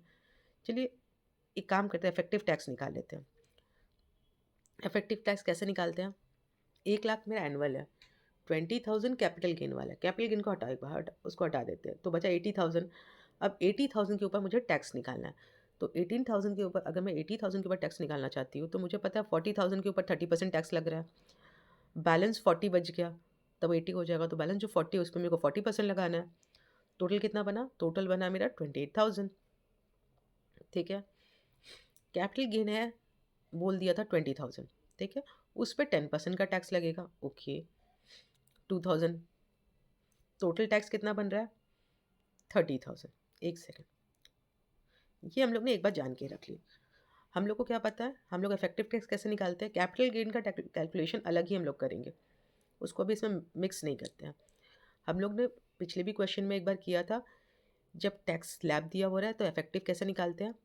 एक्चुअल टैक्स कितना बन रहा है, 80,000 का इनकम मानते हैं। ठीक है, कैपिटल गेन को अलग कैलकुलेशन में रखेंगे, उसको मिक्स नहीं करेंगे। तो 80,000 के इनकम के ऊपर 28,000 का मेरा टैक्स बन रहा है, तो इफेक्टिवली देखा जाए तो 35% टैक्स बनता है हर क्वार्टर का। मुझे मिल गया। अब इसी को मुझे लगाना है सारे इनकम पे। कैपिटल गेन का टैक्स कितना बन रहा है? 10% बोला था, हमें 10% ही लगाना है।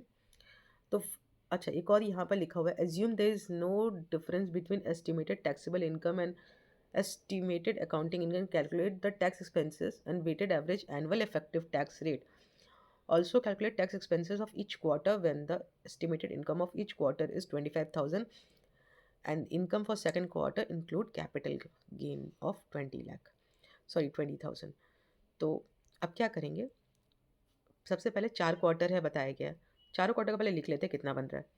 फर्स्ट क्वार्टर में 25,000, सेकंड क्वार्टर में 20,000 कैपिटल गेन और 5,000 जो बैलेंस बच गया वो अदर इनकम आ गया। थर्ड क्वार्टर का भी 25,000 हो गया, फोर्थ का भी 25,000 हो गया। फर्स्ट क्वार्टर में कितना टैक्स लगाना है मेरे को? 35% टैक्स लगेगा नॉर्मली।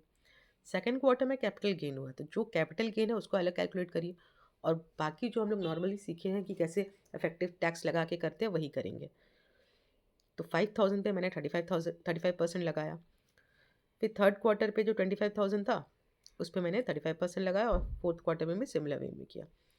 इससे मेरा आंसर आएगा, टोटल आया दिख रहा है 30,000। ठीक है, ये मेरा निकला tax expenses for the year, यानी एक्चुअल में टैक्स एक्सपेंसेस हर क्वार्टरली वाइज कितना कितना गया। एक्चुअल भी मैंने 30,000 पे किया और यहाँ पर भी मुझे 30,000 ही दिख रहा है। आई होप ये क्लियर है। ठीक है, कैपिटल गेन दिया हुआ रहेगा तो अलग से शो करके निकालेंगे।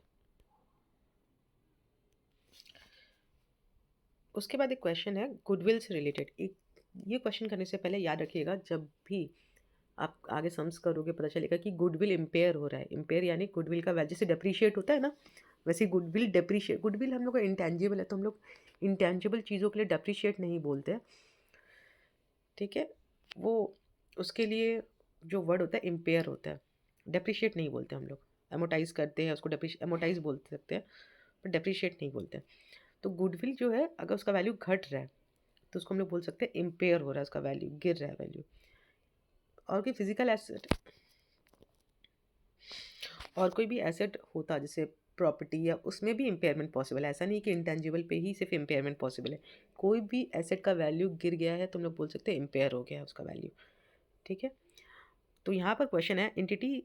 अच्छा, एक और पॉइंट बताई थी कि गुडविल जो है कभी भी उसका वैल्यू गिर जाता है। अभी एक बार रिकॉग्नाइज कर लिए उसको कि उसका वैल्यू गिर गया, बाद में आपको लगता है नहीं आपने ज़्यादा उसको वैल्यू गिरा दिया, एक्चुअली थोड़ा सा ही गिरा था या फिर गिरा ही नहीं है, ये बेटर हो गया, आप चेंज नहीं कर सकते। ये रूल है, इसको ध्यान में रख के आगे करिएंगे sums. An entity is required to assess goodwill for impairment at the end of each reporting period and is required to recognize an impairment loss at that date in accordance with Ind AS 36 goodwill. तो impairment जो Ind AS है ना, जो impairment से deal करता है वो है Ind AS 36। However, at the end of subsequent reporting period, subsequent जब reporting period का बनाया गया, condition may have so changed that the impairment loss would have been reduced or avoided, or had the impairment assessment been made only at that date can such impairment loss be reversed। यही बोला गया है कि अगर ऐसा condition होता है तब क्या करें। तो इसका आंसर क्या होगा? इसका आंसर ये होगा, पैरा वैरा आपको याद करने की जरूरत नहीं है, Ind AS सिर्फ आपको ध्यान में रखना है कि कौन सा Ind AS से डील करता है। Ind AS 36 state that an impairment loss recognise for goodwill shall not be reversed in a subsequent period। अब subsequent period में चेंज नहीं कर सकते। अगर एक बार आपने कर लिया impairment loss गुडविल के लिए तो आप बाद में चेंज नहीं कर सकते। Hence an entity shall not reverse an impairment loss recognized in the previous interim period in respect of goodwill। Hence an entity shall not reverse, वो रिवर्स नहीं करेगी। तो ये तो रूल है। इंडेक्स 36 पढ़ोगे तो आपको पता चलेगा। चलिए ये हो गया क्वेश्चन नंबर 7B सॉल्व। एक बार 7 से रिलेटेड एक और पॉइंट बोल देती हूँ कि an entity should not reverse impairment loss recognise in an interim period on goodwill if loss would not have been recognized or a smaller loss would also have been recognized had the impairment assessment been made only at the end of subsequent reporting period। वही बताया गया है कि आपने एक बार तो book कर दिया, ठीक है, लॉस वापस आप चेंज नहीं कर सकते सब्सिक्वेंट पीरियड में कि नहीं नहीं मुझे कम लॉस दिखाना चाहिए था, मैंने ज़्यादा दिखा दिया, इस पीरियड में मैं इसको ठीक कर दूँ। नहीं, ये अलाउड नहीं है। An entity shall not extend the accounting principle by analogy to other areas of potential conflict between Ind AS 34 and other Ind AS। तो बेसिकली यही बात को बताया गया है।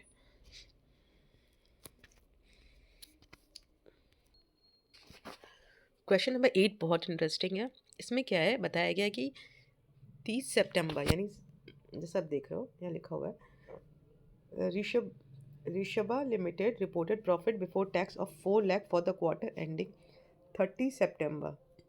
तो 30 सितंबर वाला क्वार्टर का बात कर रहे हैं, यानी सेकंड क्वार्टर का बात कर रहा है। अप्रैल में जून एक क्वार्टर हुआ, जुलाई अगस्त सितंबर एक क्वार्टर हुआ, तो ये सेकंड क्वार्टर का बात कर रहा है। और सेकंड क्वार्टर में बताया है कुछ ट्रांजैक्शन हुए हैं जिसमें मेरे को बता दिया है कि इनकम प्रॉफिट बिफोर टैक्स का अमाउंट मेरे को दे दिया गया है। एक सेकेंड, तो प्रॉफिट बिफोर टैक्स का अमाउंट दे दिया गया है 4 लाख का, क्वेश्चन में दे दिया गया है। इसके अलावा कुछ ट्रांजैक्शन हुए, अब बोला है कि ट्रीटमेंट बताइए। ये सम बहुत कॉमन है, ऐसा बहुत सारा सम्स है, तो यह वाला ध्यान से देखिएगा। इसमें क्या करना है, प्रॉफिट तो चलो हम लोग को पता चल गया उस क्वार्टर का 4 लाख है, ओके। पहला पॉइंट है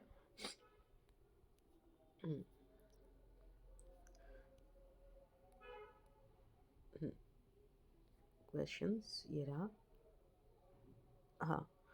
सो पहला पॉइंट ये है कि dividend income 4 lakh receive during the quarter has been recognise to the extent 1 lakh only. यानी इनकम 4 लाख इस क्वार्टर का था, पर मैंने सिर्फ 1 लाख ही रिकॉर्ड किया है। यानी मैंने कितना अभी तक रिकॉर्ड नहीं किया है, 4 लाख का था, मैंने 1 लाख ही रिकॉर्ड किया, यानी बचा बैलेंस 3 लाख बाकी रिकॉर्ड करना, ठीक है। तो जिस पीरियड का है मैं उसी पीरियड में डिविडेंड इनकम रिकॉर्ड करूँगी। तो आप देख रहे हो यहाँ पर रिकॉर्डेड है 3 लाख। उसके बाद पॉइंट 2 में बोला है कि 80% of sales promotion expenses 15 lakh, यानी 15 लाख का जो सेल्स प्रमोशन का एक्सपेंसेस था उसका 80% इनकर्ड हुआ है इस क्वार्टर में, ठीक है। इस क्वार्टर का 80% का खर्चा था, has been defer to the next quarter, expenses को डिफर कर दिया। यानी 80% of sales promotion expenses 15 lakh का 80% इस साल का था, पर इस साल का नहीं, सॉरी इस क्वार्टर का था, पर उसको मैंने डिफर कर दिया। डिफर यानी बाद में रिकॉर्ड किया, तो ऐसा नहीं करना चाहिए था, मेरे को इसी पीरियड में रिकॉर्ड करना चाहिए था। तो कितना परसेंट मैंने नहीं रिकॉर्ड किया, तो 15 लाख का 80% करोगे तो आपका आएगा 12, यानी 12 लाख जो है मैंने नहीं रिकॉर्ड किया, उसको मैंने डिफ़र कर दिया है। उस खर्चे को मैंने इस पीरियड में नहीं दिखाया, तो इस पीरियड में दिखाना था खर्चा, मुझे खर्चा दिखाना था यानी माइनस करना था। तो ये जो आप देख रहे हो यहाँ पर ये है, उसीलिए यहाँ पर माइनस किया गया है, ठीक है। आपका अमाउंट आएगा 12 लाख माइनस। फिर थर्ड पॉइंट है कि चलो डिविडेंड समझ में आ गया, डिविडेंड जब मिला तभी रिकॉर्ड करना चाहिए था, यहाँ पर डिफर्ड किया था, तो उसके हम लोग ने क्या किया, एक्सपेंसेस जिस पीरियड का था उसी पीरियड में माइनस करना चाहिए था। डेप्रीसिएशन के साथ कहा गया है इन this quarter the company charge depreciation, उसने मेथड चेंज किया तो एक्सेस डेप्रीसिएशन 12 लाख आया। तो क्या इसको हम लोग बांट सकते हैं, the entire amount has been debited in the quarter, पूरा जो 12 लाख एक्सेस है मैंने इसी पीरियड में दिखा दिया, खर्चा दिखा दिया, ठीक है। डेप्रीसिएशन पूरा मैंने एक्सेस इसी पीरियड में दिखा दिया, जबकि यहाँ लिखा हुआ है दो the share of this quarter, पर इस क्वार्टर मुझे सिर्फ 3 दिखाना चाहिए था, मैंने सारा खर्चा अभी दिखा दिया। यानी 12 जो खर्चा हुआ था 12 लाख, उसमें से 3 जो था किसी और पीरियड का था, यानी इस पीरियड का कितना था 9। तो ये जो 9 लाख जो था ये मुझे माइनस करना चाहिए था, पर मैंने पूरा ही 12 माइनस कर दिया, मैंने ज़्यादा माइनस कर दिया, मुझे सिर्फ 3 माइनस करना था। तो ऐसे में क्या करूँगी, जो डिफरेंस अमाउंट है 9 उसको मैं ऐड कर दूँगी तो बैलेंस हो जाएगा। क्योंकि मैंने तो पूरा 12 लाख माइनस कर दिया था ना, एक्सेस डेप्रिसिएशन पूरा चार्ज कर लिया था, तो पूरा 12 लाख माइनस कर दिया था। ऐसा नहीं करना चाहिए था मुझे, क्वेश्चन में यही लिखा हुआ है कि 12 पूरा माइनस कर दिया था, तो 12 नहीं माइनस करना चाहिए था उसको, क्योंकि उस पीरियड के लिए सिर्फ 3 था, 3 लाख था। 9 लाख जो आपने एक्स्ट्रा खर्चा दिखा दिया उसको इनकम दिखा दो, ऐड कर दो तो बैलेंस हो जाएगा। यही चीज़ किया गया है। तो 12 लाख ऑलरेडी माइनस था, माइनस कर दिए 3, तो हम लोग देखा 9 लाख एक्स्ट्रा है, हम लोग को 3 करना था, 9 लाख एक्स्ट्रा माइनस कर दिया था, तो ऐड बैक कर दिया गया है 9 लाख। उसके बाद नेक्स्ट क्वेश्चन है कि 2 लाख अनयूजुअल गेन था रिसीव्ड इन दिस क्वार्टर। ये है,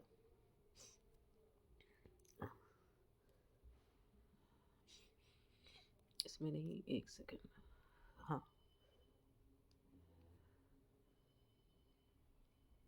2 लाख जो था वो था 2 लाख अनयूजुअल गेन है, ठीक है। रिसीव्ड कोई भी गेन हुआ था जिस पीरियड में था उस पीरियड में रिकॉर्ड होता है। तो 2 lakh unusual gain receive in this quarter were allocated equally to this and next quarter, तो उसको इस पीरियड और नेक्स्ट पीरियड दोनों पीरियड में बांट दिया, यानी 1 लाख करके बांट दिया। यानी गेन था, यानी इस पीरियड मैंने 1 लाख ही ऐड किया है, जबकि मुझे 2 लाख ऐड करना था, मैंने 1 लाख ही ऐड किया। एक और 1 लाख ऐड कर दूंगी तो बैलेंस हो जाएगा। तो यहाँ पर वही किया गया है, अनयूजुअल गेन को यहाँ पर ऐड किया गया है 1 लाख का। फिर नेक्स्ट क्वेश्चन है कि नेक्स्ट क्वेश्चन है cumulative loss resulting from change in valuation method. Valuation के मेथड में चेंज हुआ है, उसकी वजह से क्या हुआ कि 3 लाख का लॉस हुआ, यानी 3 लाख माइनस होना चाहिए था, जिसमें से out of this 1 lakh relate to previous quarter, यानी एक्चुअली 2 लाख ही माइनस होना चाहिए था, मैंने 3 कर दिया है, क्योंकि 1 लाख तो प्रीवियस क्वार्टर का है, इसी क्वार्टर मैंने 3 माइनस कर दिया है। मुझे तो -2 करना चाहिए था। चलो एक काम करता हूँ, 1 ऐड बैक कर देती हूँ, तो क्या बैलेंस हो जाएगा। वही चीज़ किया गया है कि यहाँ पर 1 ऐड बैक कर दिया गया, लॉस ऑफ वैल्यूएशन चेंज की वजह से, तो 1 लाख मैंने ऐड कर दिया, तो ये बैलेंस हो गया। फिर पॉइंट है 4 का कि सेल ऑफ इन्वेस्टमेंट, ये लास्ट पॉइंट है, sale of investment. Fourth quarter में कुछ सेल हुआ जिससे मुझे 20 लाख का गेन हुआ। अब कंपनी ने क्या किया, अच्छा sale of investment in first quarter, पहले क्वार्टर में, मैं तो सेकंड क्वार्टर को बना रही हूँ, पहले क्वार्टर में कुछ गेन हुई, ट्रिकी था, ठीक है, कई बार लोग ध्यान नहीं देते, यहाँ लिखा है फर्स्ट क्वार्टर। तो फर्स्ट क्वार्टर में गेन हुआ 20 लाख का, तो कंपनी ने इक्वली चारों क्वार्टर में बांट दिया, यानी 5 लाख 5 लाख 5 लाख 5 लाख करके बांट दिया, इक्वली बांट दिया था। तो इस क्वार्टर में मैंने इसे 5 लाख का गेन रिकॉग्नाइज़ किया होगा, पर हम लोग जानते हैं जिस पीरियड में गेन हो, जिस पीरियड में लॉस हो, उसको उसी पीरियड में रखते हैं। तो यहाँ तो ये गलत दिख रहा है, यहाँ पर मैंने 5 लाख किया होगा, तभी नेट प्रॉफिट जो आया होता, प्रॉफिट बिफोर टैक्स आया, इसमें तो ऑलरेडी इंक्लूडेड होगा वो गेन, तो वो गेन को हटाना पड़ेगा, क्योंकि वो गेन नहीं आना चाहिए, ये वो सारा गेन हम लोग को फर्स्ट पीरियड में दिखाना था। तो नेट प्रॉफिट में एडजस्ट करने के लिए हम ये जो 5 लाख है इसको माइनस कर देंगे, तो बैलेंस आया टोटल 1 लाख, जो बैलेंस आया वो आपका आंसर है। तो company should also restate the result of previous quarter based on the above adjustment. Previous quarter का भी, वो तो नोट में आप लिख दोगे कि प्रीवियस क्वार्टर का भी एडजस्टमेंट करना पड़ता है। इस पीरियड का हम लोग को दिया हुआ था, जो डेटा हम लोग ने एडजस्ट कर दिया। तो हम लोग ने क्या क्या सीखा इससे, डिविडेंड का सीखा कि जिस पीरियड में होगा उस पीरियड में, सेल्स प्रमोशन एक्सपेंसेस जिस पीरियड में होगा उस पीरियड में, डेप्रीसिएशन था, वैल्यूएशन था, यहाँ पर हम लोग को अलाउ किया गया था कि हाँ एडजस्ट किया गया था। क्वेश्चन में लिख देगा, आपको टेंशन नहीं है, पूरा लिख देगा कि इस पीरियड का नहीं है डेप्रीसिएशन या वैल्यूएशन चेंज, उस हिसाब से एलोकेट करेंगे आप। बाकी और कोई भी गेन लॉस होगा तो उसको जिस पीरियड का है उसी पीरियड का मानेंगे, उसको बढ़ा नहीं देंगे कि इस पीरियड में लॉस हुआ उसमें दिखा देंगे दूसरे में, ऐसा नहीं कर सकते। जैसे सेल हुआ था इन्वेस्टमेंट का, जिस पीरियड में इन्वेस्टमेंट सेल हुआ उसी पीरियड का वो गेन है, उसी पीरियड का वो लॉस है, किसी और पीरियड में आप उसको नहीं शो करोगे। इस तरह से आप एडजस्टमेंट करोगे। ये बहुत इंपॉर्टेंट था क्योंकि कई बार इसी टाइप के ज़्यादा क्वेश्चंस देखने मिलते हैं हम लोग को। क्वेश्चन नंबर 9 बहुत इजी है। इसमें क्या किया है कि हर क्वार्टर का 4 क्वार्टर का टैक्स परसेंटेज दे दिया है, सेल्स दे दिया है, कुछ एक्सपेंसेस दे दिया और एक क्वेश्चन पुट कर दिया। While preparing interim financial report to the first quarter the company want to defer 21 crore expenditure to third quarter. 21 crore का एक्सपेंडिचर वो चाहता है थर्ड क्वार्टर में दिखाए। While preparing interim financial report for first quarter का बना रहा है, पर चाहता है कि 21 करोड़ खर्चा वो थर्ड क्वार्टर में दिखा दे, क्योंकि उस समय ज़्यादा सेल होगा तो सबसे उसी समय वो दिखाना चाहिए बोल रहे हैं। तो हम लोग जानते हैं कि नहीं, जिस पीरियड का एक्सपेंसेस होता है उसी पीरियड में हम लोग दिखाते हैं। सो क्या करना पड़ेगा इसमें इसमें वही किया है कि पहले जो सेल्स था वो लिखा है, ठीक है, सारा एक्सपेंसेस माइनस कर दिया जो जो दिया हुआ था। 30 करोड़, 2 करोड़, 8 करोड़ टोटल माइनस कर बैलेंस आया आपका 10 करोड़ का प्रॉफिट। अच्छा, एक लाइन जो ऐड करते हैं वो भी मैं आपको बता देती हूँ कि कई बार आप देखोगे ये लाइन लिखा हुआ, cost that are incurred unevenly during an entity financial year should be anticipated deferred for the interim purpose if and only if it is also appropriate to anticipate or defer that type of cost at the end of the financial year। यानी बोलना चाहता है कि अगर कोई ऐसा खर्चा है जो अनइवन है, मतलब इस साल कभी कुछ होता है, उस साल कुछ और होता है, मतलब सॉरी इस महीने कुछ और होता है, नेक्स्ट क्वार्टर में या कुछ उस महीने में कुछ और होता है, अनइवन है। पर हम लोग जानते हैं कि अगर साल के एंड में एनुअली फाइनेंशियल स्टेटमेंट में उसको डेफ़र किया जा सकता है तो हम लोग इंटीरियम वाले में डेफ़र करेंगे। जैसे कि एग्जांपल इनकम टैक्स हम लोग क्या करते हैं, अभी तक ने हमने देखा कि जब भी फाइनेंशियल जो भी था पीरियड इंटीरियम उसमें एलोकेट किया था हम लोग ने, उस पीरियड के लिए हम लोग मानते थे उतना टैक्स है, उस पीरियड के लिए उतना टैक्स है, ठीक है।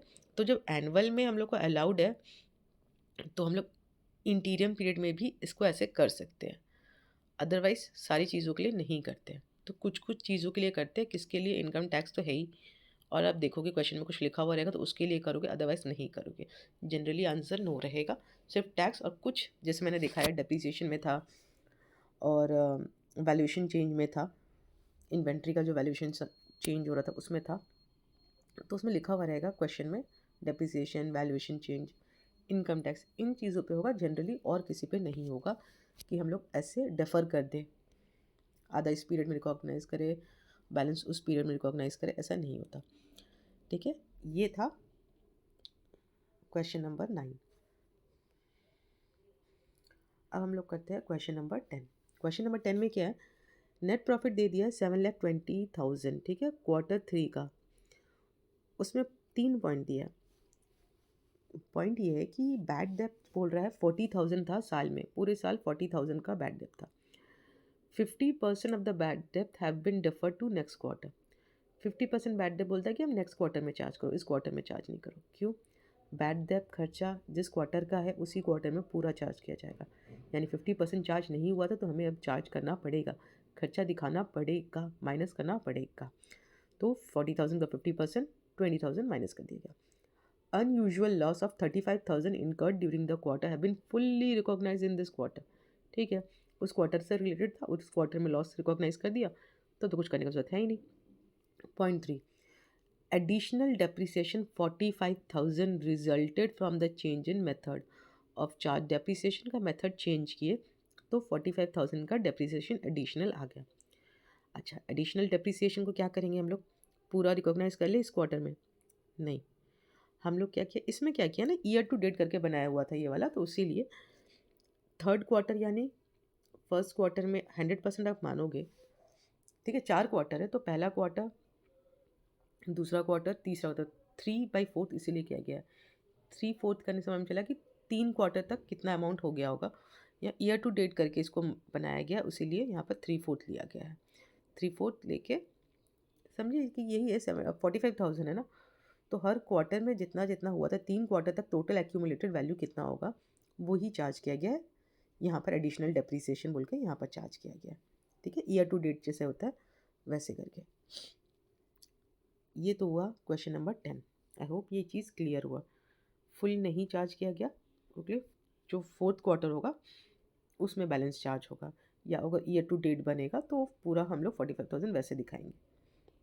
मैंने इंटीरियर में बताया था आपको ईयर टू डेट बनता है, वो थ्योरी में आपने ध्यान दिया था। क्वेश्चन नंबर 11, इसमें बताया गया है कि मीना लिमिटेड हैज़ उसका नेट प्रॉफिट दे दिया गया है, ठीक है, for the quarter ended 31 December, third quarter का, ठीक है। 60,000 unusual gain received on 30 June July was allocated equally to second, third and fourth. तो अप्रैल मई जून जुलाई अगस्त सितंबर, जुलाई अगस्त सितंबर सेकंड क्वार्टर का बता रहा है। तो सेकंड क्वार्टर में कुछ 60,000 का हुआ था उसका गेन, ठीक है, इनकम हुआ था, तो उसको रिकॉग्नाइज कर देना चाहिए था उसी क्वार्टर में, पर नहीं, उसने वो नहीं किया। उसने क्या किया, उसने उसको इक्वल बांट दिया, सेकंड, थर्ड, फोर्थ, तीन तीन क्वार्टर में बांट दिया, यानी 20,000 20,000 20,000 करके तीन क्वार्टर में दिखा दिया। ऐसा नहीं करना चाहिए था। तो जो हम लोग 31 दिसंबर थर्ड क्वार्टर का बनाएंगे उसमें तो वो दिखा चुका है, वो इनकम 30,000 गेन दिखा रहा होगा, तभी तो आया होगा ये इनकम, ये प्रॉफिट 1,02,000 का। ये तो नहीं आना चाहिए था, माइनस कर दो। बी में बोला है 16,000 क्यूमुलेटिव, बी पॉइंट में बोला है 16,000 cumulative effect of loss, B point 16,000 cumulative effect of loss resulting from change in method value inventory का valuation method was recognized on 2nd November. Of this lot 10,000 relate to previous quarter, 10,000 previous quarter का था, इस क्वार्टर का था नहीं, ठीक है। तो इस क्वार्टर का था नहीं और इस क्वार्टर में हम लोग दिखा दिया है, लॉस दिखा दिया, माइनस कर दिया गया था। इस क्वार्टर में लॉस माइनस नहीं करना चाहिए था, यही लिखा हुआ 16,000 क्यूमुलेटिव लॉस, लॉस यानी माइनस कर 16,000 माइनस कर दिया गया था।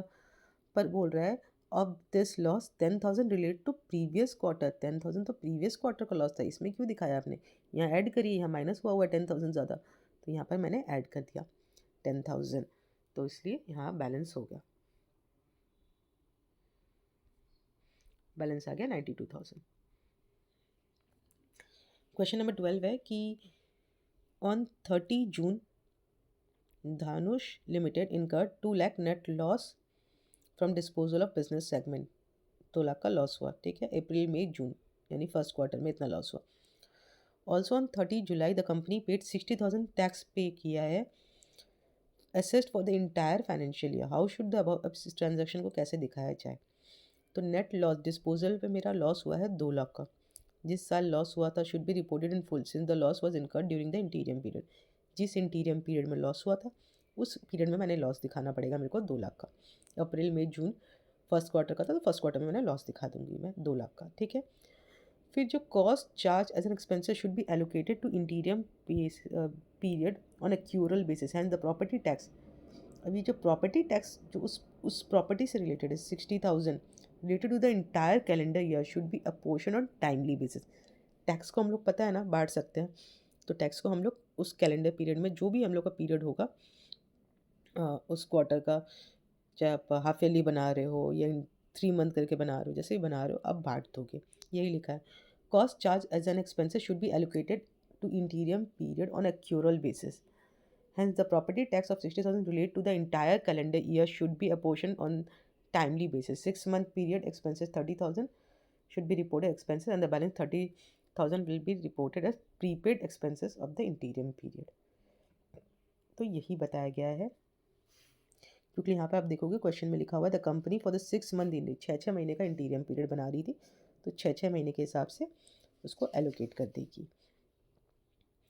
Question number 13. A company which has presented its quarterly result for limited review report has represented that expenditure incurred on heavy repair carried in the quarter are being spread over the entire year since it would otherwise distort the quarterly result. अच्छा, कुछ expenses है heavy repair का, बोल रहा है कि heavy repair का expenses हुआ है, इसको बांटना चाहती है। ऑफकोर्स नहीं बांट सकती, हम लोग ने पहले भी पढ़ा है कि जिस पीरियड का एक्सपेंसेस उसी पीरियड में हमें दिखाना है, हम उसको नहीं बांट सकते। टैक्स बांट सकते सारी चीज़ों में, कुछ कुछ चीज़ों को बांट सकते हैं, पर ये सब चीज़ों को नहीं बांट सकते। अब पूछेगा किस चीज़ों को आप बांट सकते हैं, तो जो हम लोग ने देखा था वहाँ लिखा हुआ था कि अगर एनुअली डिफ़र कर सकते हो, एनुअल फाइनेंशियल स्टेटमेंट में अगर आप देखोगे इसको डिफ़र कर सकते हो तो ही। Cost that are incurred unevenly during the entity financial year should be anticipated deferred for interim reporting purpose if and only if it is also apportioned या एंटिसिपेट या डिफर कर सकते थे एनुअल फाइनेंशियल स्टेटमेंट जब बना रहे थे तब। तो वही टैक्स के लिए हम लोग ऐसा करते हैं। आपको लाइन बुक में दिख जाएगा। इसके अलावा क्वेश्चन नंबर 14 है, 15 है और 16 है। ठीक है, तो चलिए 14 से चालू करते हैं। तो 14 में है कि फिक्स प्रोडक्शन ओवरहेड बता दिया है 19,200 है। ठीक है, नॉर्मल कितना है? Normal expected production for the year after considering the plan maintenance breakup the future demand of the product is 4800 MT। It is considered that there are no quarterly seasonal variation. ठीक है, तो हर quarter का मेरे को दे दिया है कितना कितना प्रोड्यूस कर सकता है विदाउट। अब मुझे हर ऑप्शन में मतलब अलग अलग सिचुएशन में बताना है कि क्या होगा। पहले एक काम करते हैं, 15 16 करते हैं, फिर हम लोग करेंगे 14। ठीक है, पहले 15 में क्या है वो देख लेते हैं। 15 में क्या है, Saurabh limited reported a profit of 8 lakh. ठीक है, सेकंड क्वार्टर में उसको 8 लाख का प्रॉफिट हुआ। ठीक है, और कुछ कुछ चीज़ें नोटिस की उसने। अब उसका क्या इम्पैक्ट होगा हमें बताना है। You are required to give proper treatment, क्या होना चाहिए था। ठीक है, तो प्रॉपर्टी टैक्स पहला क्वेश्चन है, पहला पॉइंट है कि property tax 60,000 paid during the quarter for the full year has been recognised in full. तो प्रॉपर्टी टैक्स 60,000 का था, पूरे साल का था, और उस क्वार्टर में मैंने पूरा रिकॉग्नाइज़ कर लिया। अरे क्यों किया? टैक्स हम लोग बांटते हैं, पता है ना। तो जितना था उस क्वार्टर का उस क्वार्टर में उतना दिखाएंगे। सारा पूरे साल का टैक्स हम एक क्वार्टर में नहीं दिखा सकते, तो प्रॉपर्टी टैक्स का भी हमें बांट के दिखाना पड़ेगा। तो यही लिखा है, property tax 60,000 related to entire calendar year should be apportion on timely basis. 3 month expenses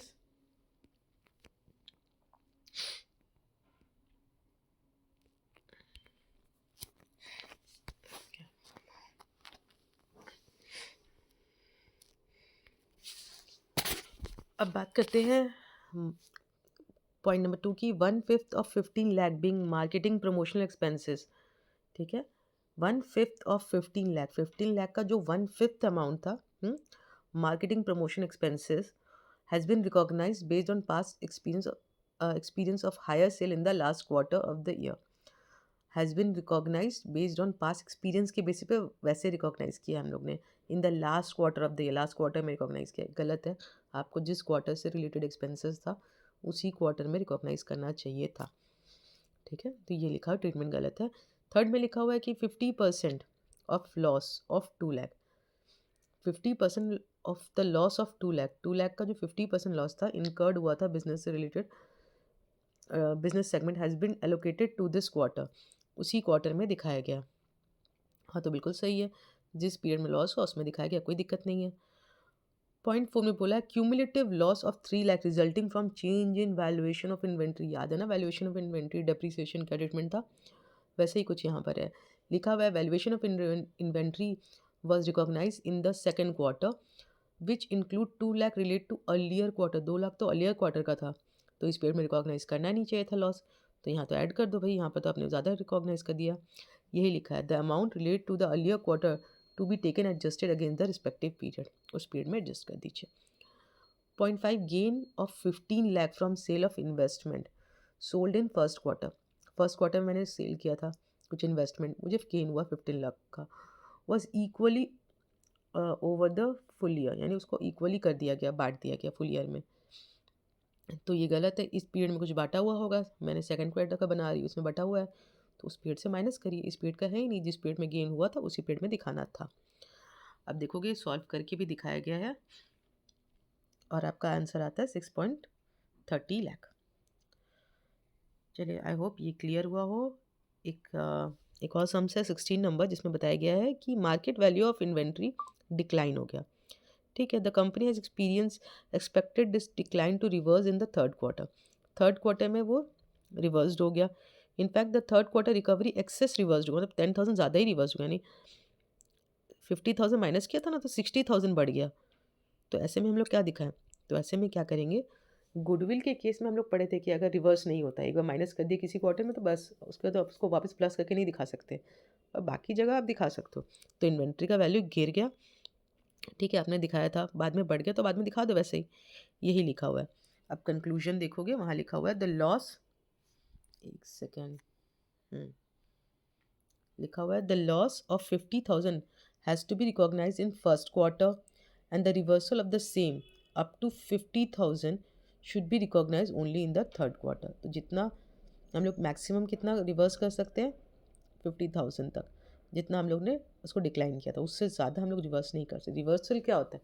reversal का मतलब ये आपने जो काम किया था उसको उल्टा कर दिया, उसको रिवर्स कर रहे हो ना, तो आपने तो जितना गिराया था उतना ही आप पीछे बैक जा सकते हो, उससे आगे और नहीं दिखा सकते कि वैल्यू बढ़ा के दिखाओगे, वो नहीं कर सकते। यही बताया गया है क्वेश्चन नंबर 16 में। अब हम लोग देखेंगे क्वेश्चन नंबर 14। क्वेश्चन नंबर 14 में क्या है, इसके दो पार्ट में पूछे गए हैं। पहला पार्ट जो है बोल रहा है विदाउट क्वार्टरली या सीजनल वेरिएशन, और दूसरा अगर सीजनल वेरिएशन होता है तब क्या करना है। ठीक है, इसमें क्या है, हम लोग जानते हैं फिक्स ओवरहेड कैसे हम लोग डिटरमाइन करते हैं। फिक्स ओवरहेड का वैल्यू कैसे निकालेंगे? टोटल फिक्स ओवरहेड जो है डिवाइडेड बाय नॉर्मल कैपेसिटी या एक्चुअल कैपेसिटी। नॉर्मल कैपेसिटी कब लेते हैं? जो भी नॉर्मल कैपेसिटी एक्चुअल कैपेसिटी जो ज़्यादा होता है वो लेते हैं। ठीक है, तो हम लोग के इस वाले क्वेश्चन में आप देखोगे यहाँ पर है, अब कुछ और क्वेश्चन ले लेते हैं। तो जैसा कि आप देख रहे हो ये क्वेश्चन में दिया हुआ है कि नेट प्रॉफिट बता दिया गया है, ठीक है, 15 लाख है, कुछ एडजस्टमेंट दिए गए, हमें बताना है कि क्या होना चाहिए, क्या दिखाना चाहिए करेक्ट प्रॉफिट। यही लिखा है discuss the treatment require, Indians क्या ट्रीटमेंट बोलता है, certain the correct net profit क्या दिखाना चाहिए इंटीरियम पीरियड में फर्स्ट क्वार्टर का। ठीक है, पहले क्वार्टर का, मेरे को नेट प्रॉफिट पहले क्वार्टर का दिया है, हाँ नेट प्रॉफिट पहले ही क्वार्टर का दिया है और बोला है 15 lakh for the first quarter है। ठीक है, क्या क्या एडजस्टमेंट है पहले वो देखते हैं। ए नंबर में बोल रहा है कि बैड डेप्थ है 1,64,000 इनकर्ड ड्यूरिंग द क्वार्टर। उस क्वार्टर में 1,64,000 का बैड डेप्थ हुआ। ठीक है, 75% ऑफ द बैड डेप्थ have been deferred for the next 3 quarter, 25% for each quarter करके हम लोग ने डेफर्ड कर दिया, यानी टोटल 75% हमने इस क्वार्टर में नहीं दिखाया है, किसी और क्वार्टर में दिखाया है। इस क्वार्टर में मैंने सिर्फ 25% दिखाया। अरे 75% क्यों नहीं दिखाया? आपको बैड डेप्थ जिस क्वार्टर में हुआ है उसी क्वार्टर में दिखाना है। तो 75% आपने बैड डेप्थ कम दिखाया है, आपने लॉस कम दिखाया है, आपका प्रॉफिट में से वो लॉस वापस दिखाओ। तो वही किया गया है एडजस्टमेंट में, ए में वही किया है कि 1,64,000 का 75% निकाला गया और फिर जो भी नेट प्रॉफिट था उससे वो माइनस कर दिया गया, ताकि उस क्वार्टर में क्या करेक्ट सिनारियो है वो दिखाई दे। बी में भी देखिए सेल्स प्रमोशन एक्सपेंसेस 5 लाख का हुआ, ठीक है, फर्स्ट क्वार्टर में 90% को डेफर कर दिया। अरे क्यों डेफर किया? जिस पीरियड में वो एक्सपेंसेस हुआ था उसी पीरियड में दिखाना था हमें। तो 90% अब देखोगे 5 लाख का 4,50,000 उसको हम लोग उसी क्वार्टर में फर्स्ट क्वार्टर में डिडक्ट करेंगे। ठीक है, तीसरा है additional depreciation 3,50,000 resulting from the change in the method of depreciation has been taken into consideration. यानी 3,50,000 का जो डेप्रिसिएशन था वो चार्ज हुआ है। हाँ ठीक है, जिस पीरियड से रिलेटेड था उसमें हुआ है, कोई दिक्कत नहीं है। डी में बोला एक्स्ट्रा ऑर्डिनरी लॉस हुआ है 1,36,000 का during the quarter has been fully recognise in this quarter. उस क्वार्टर में ही रिकॉग्नाइज, उस क्वार्टर में इनकर हुआ, उसी क्वार्टर में रिकॉग्नाइज किया। हाँ कोई दिक्कत नहीं है। तो बेसिकली यही सारे एडजस्टमेंट बताए गए। तो 15 लाख में से जैसे आपने देखा बैड डेप्थ का जो कम था और बैड डेप्थ माइनस किया गया, फिर सेल्स प्रमोशन का एक्सपेंसेस माइनस किया गया, 9,27,000 का आंसर आ गया। क्वेश्चन नंबर 2 है कि 18 लाख का ओवरहेड, फिक्स ओवरहेड है और प्रोड्यूस्ड हुआ है 90,000, नॉर्मल कैपेसिटी 90,000 है। एक चीज़ ध्यान में रखिएगा, फिक्स ओवरहेड जब हम लोग निकालते हैं ना तो क्या करना पड़ेगा, total fix overhead divided by normal capacity या एक्चुअल कैपेसिटी, जो भी ज़्यादा वो आप लिखोगे और जो नंबर आएगा, जो अमाउंट आएगा वो आएगा आपका फिक्स ओवरहेड पर यूनिट का। क्योंकि ऊपर में आपने लिखा है फिक्स ओवरहेड, नीचे आपने यूनिट लिखा है, यानी ओवरहेड बाय यूनिट लिखा है, तो आंसर जो भी आएगा ओवरहेड आएगा पर यूनिट, यानी उतना ओवरहेड रुपीज़ पर यूनिट, उतना खर्चा पर यूनिट का कितना पड़ता है वो आ जाएगा। तो इस तरह से आप देखोगे 20 रुपीज़ का आएगा। क्वार्टर में बोल दिया है एक्चुअल प्रोडक्शन जबकि 87,000 हुआ है। ठीक है, तो हम लोग को दिखाना कैसे है इसको, इसमें क्या करोगे आप, इसमें आप ईयर टू डेट बेसिस पे दिखाते हैं। यानी पहले क्वार्टर में 18 लाख टोटल था, 4 क्वार्टर में डिवाइड करना था, तो पर क्वार्टर में 4,50,000 का मुझे एक्सपेंसेस दिखाना पड़ेगा फिक्स ओवरहेड के नाम पे। ठीक है, actual fix overhead on year to date basis में ऐसे दिखाओगे। फर्स्ट क्वार्टर में 4,50,000, सेकेंड क्वार्टर का भी 4,50,000 होगा, तो पर हमें तो दिखाना है ईयर टू डेट बेसिस में, यानी फर्स्ट क्वार्टर सेकेंड क्वार्टर मिला के कितना होगा वो सेकेंड क्वार्टर में दिखेगा, first quarter second quarter third quarter में कितना होता है मिला के दिखेगा थर्ड क्वार्टर में, और first quarter, second quarter, third quarter, fourth quarter मिला के दिखेगा फोर्थ क्वार्टर में। तो ईयर टू डेट बेसिस में हमें दिखाएंगे इसको। एक्चुअल प्रोडक्शन दे दिया है 20,000, 24,000, 23,500, 19,500। क्यूमुलेटिव बेसिस में भी दिखाएंगे इसको भी हम लोग कि ईयर टू डेट बेसिस में कितना होता है। यानी फर्स्ट में 20,000 था, सेकंड पीरियड में 20,000 प्लस 24,000 इक्वल टू 44,000, थर्ड में 20,000, 24,000, 23,500 प्लस करोगे तो 67,500 आएगा। ऐसे शो किया गया, ठीक है। अब हमें निकालना है कि 4,50,000 मैं बोल रही हूँ कि इस क्वार्टर का, पर एक्चुअल एब्जॉर्ब कितना कर पाया। तो जब 20,000 यूनिट था, 20,000 इंटू 20 4 लाख आता है। तो ये 4 लाख दिखा रहा है कि 4 लाख एब्जॉर्ब किया। तो कितना कम एब्जॉर्ब किया, 4,50,000 होना चाहिए था, 4 लाख यूनिट ले चुका है। बाकी 50,000 कहाँ गया, उसको हमें पीएल में दिखाना पड़ेगा। खर्चा तो दिखाना पड़ेगा, उसको पीएल में दिखाएंगे, क्या बोल के, अंडर रिकवरी। इसी तरह आप सारा का करते रहेंगे। तो एक में देख रहे हैं आपको 20,000 आ रहा है, 3 में कुछ नहीं आ रहा, 4 में 60,000 आ रहा है। यही चीज़ क्वार्टर वाइज में लिखा हुआ है, इसको अलग वे में बताया गया पर चीज़ वही है। तो क्वार्टर 1, क्वार्टर 2, क्वार्टर 3, क्वार्टर 4 आप एक बार पढ़ लीजिएगा। अगर दिक्कत होगा तो फिर मैं कमेंट में लिखिएगा, तो फिर मैं इसको और इलाबरेट कर दूँगी, पर चीज़ वही है। बेसिकली आपको ये वाला जो बनाया गया है बॉक्स वो ध्यान में रखना है। इसके बाद ये कुछ थ्योरीज़ है, मैं थ्योरीज़ कवर नहीं कर रही हूँ क्योंकि ऑलरेडी हम लोगों ने काफ़ी कुछ थ्योरी पढ़ लिया है। क्या क्या होता है ये सब कवर्ड है हम लोग का। सिग्निफिकेंट इवेंट क्या होते हैं, एक बार रीड करने से हो जाएगा क्योंकि सम्स में बहुत डिटेल में चीज़ें हैं ये कवर्ड। ये सब मैंने बता दिया, एक बार एग्जांपल देख लीजिएगा कि कैसे दिखाया जाता है हाफ ईयरली में।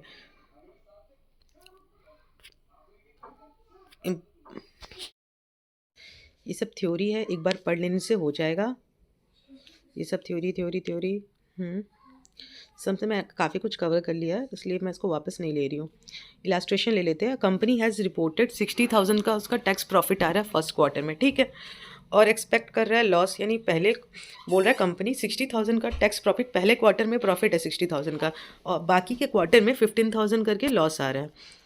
तो टैक्स स्लैब में दे दिया, ये हम लोग ने पहले भी किया। स्लैब वाले केस में क्या करते हैं, आप निकालोगे एक्चुअल कितना टैक्स पे करना है। तो दिख रहा है मेरे को कि 60,000 है और 15,000 3 बार, आपका 45,000 बचा कितना, 15,000।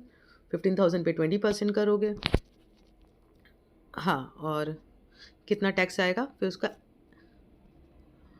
ये रहा आपका आएगा 3,000। 3,000 डिवाइड बाई 15,000, एक्चुअल टैक्स 15,000 पे पड़ रहा है आपका 3,000, 20%। तो हर क्वार्टर में 20% चार्ज करना है। हम लोग ने टैक्स स्लैब वाला सम्स पहले भी कर लिया, ठीक है। फिर इलास्ट्रेशन 2 में क्या है कि ABC हैज़ कैरिड फॉरवर्ड। अच्छा, कैरी फॉरवर्ड वाला भी हम लोग ने किया था कि कैरी फॉरवर्ड में क्या होता है, जब भी कैरी फॉरवर्ड दिया हुआ रहेगा हमें निकालना पड़ेगा इफेक्टिव क्या होना चाहिए टैक्स रेट, यानी जितना भी है इनकम उसमें से माइनस करेंगे जो भी आपका कैरी फॉरवर्ड वाला है, फिर जो अमाउंट आएगा उस पर टैक्स निकालेंगे, फिर फाइनल टैक्स निकालेंगे कि इतना टैक्स है और एक्चुअल मेरा इतना अमाउंट आया था before considering the carry forward. तो ये हो गया। और 2 नंबर कवर्ड है। 3 नंबर में क्या था, is dealing seasonal product and the sales pattern quarterly. अच्छा, 3 नंबर में ज़्यादा कुछ नहीं था, सिर्फ मेन जो पॉइंट ये था कि डेफर करना चाहता था 16 करोड़ एक्सपेंडिचर, क्या वो कर सकता था, नहीं कर सकता, जिस पीरियड में था उसी पीरियड में रिकॉग्नाइज करना है, ये चीज़ को बताया गया है। 4 में क्या है, प्रोडक्शन वाला है कि बोल दिया है कि 10,000 फिक्स ओवरहेड है, ठीक है, 2,000 नॉर्मल कैपेसिटी है, 500 पर क्वार्टर का मान लो। तो 10,000 जो है डिवाइड बाई करेंगे नॉर्मल कैपेसिटी, एक्चुअल कैपेसिटी जो होता है, जो भी हायर होता है वो लेते हैं। यहाँ पर दोनों सेम है, 2,000 लेंगे, डिवाइड करके देखोगे तो आएगा 5 रुपीज़, यानी 5 रुपीज़ आपका fix overhead divided per unit करने से क्या आएगा, रुपीज़ पर यूनिट आएगा, यानी इतना ओवरहेड रुपीज़ लगता है पर यूनिट में।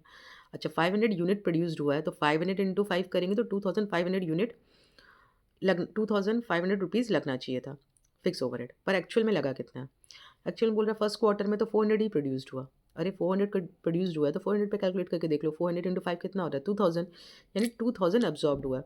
बाकी कहाँ है 500 अंडर एब्जॉर्ब, उसको कहाँ दिखाएंगे, पीएल में। यही चीज़ ऐसे करके कैलकुलेट करते जाना है आपको। फर्स्ट क्वार्टर, सेकेंड क्वार्टर में देखिए ज़्यादा प्रोड्यूस्ड हो गया था तो 1,000 इंटू, अच्छा ये हम लोग को ध्यान में रखना है, फिक्स ओवरहेड ये जो हम लोग को जब देगा ईयर टू डेट बेसिस पे ही दिखाइएगा इसको हमेशा। जितना भी देखोगे question year to date basis पे है, वही लिखा हुआ ईयर टू डेट बेसिस। यानी फर्स्ट में आप देखोगे पहले क्वार्टर में 400 प्रोड्यूस हुआ था, सेकंड में हुआ है 600, टोटल हो गया 1000। तो 1000 के बेसिस पे कैलकुलेट किया है ये वाला 1000 इंटू 5, 5000 हमको दिखाना था।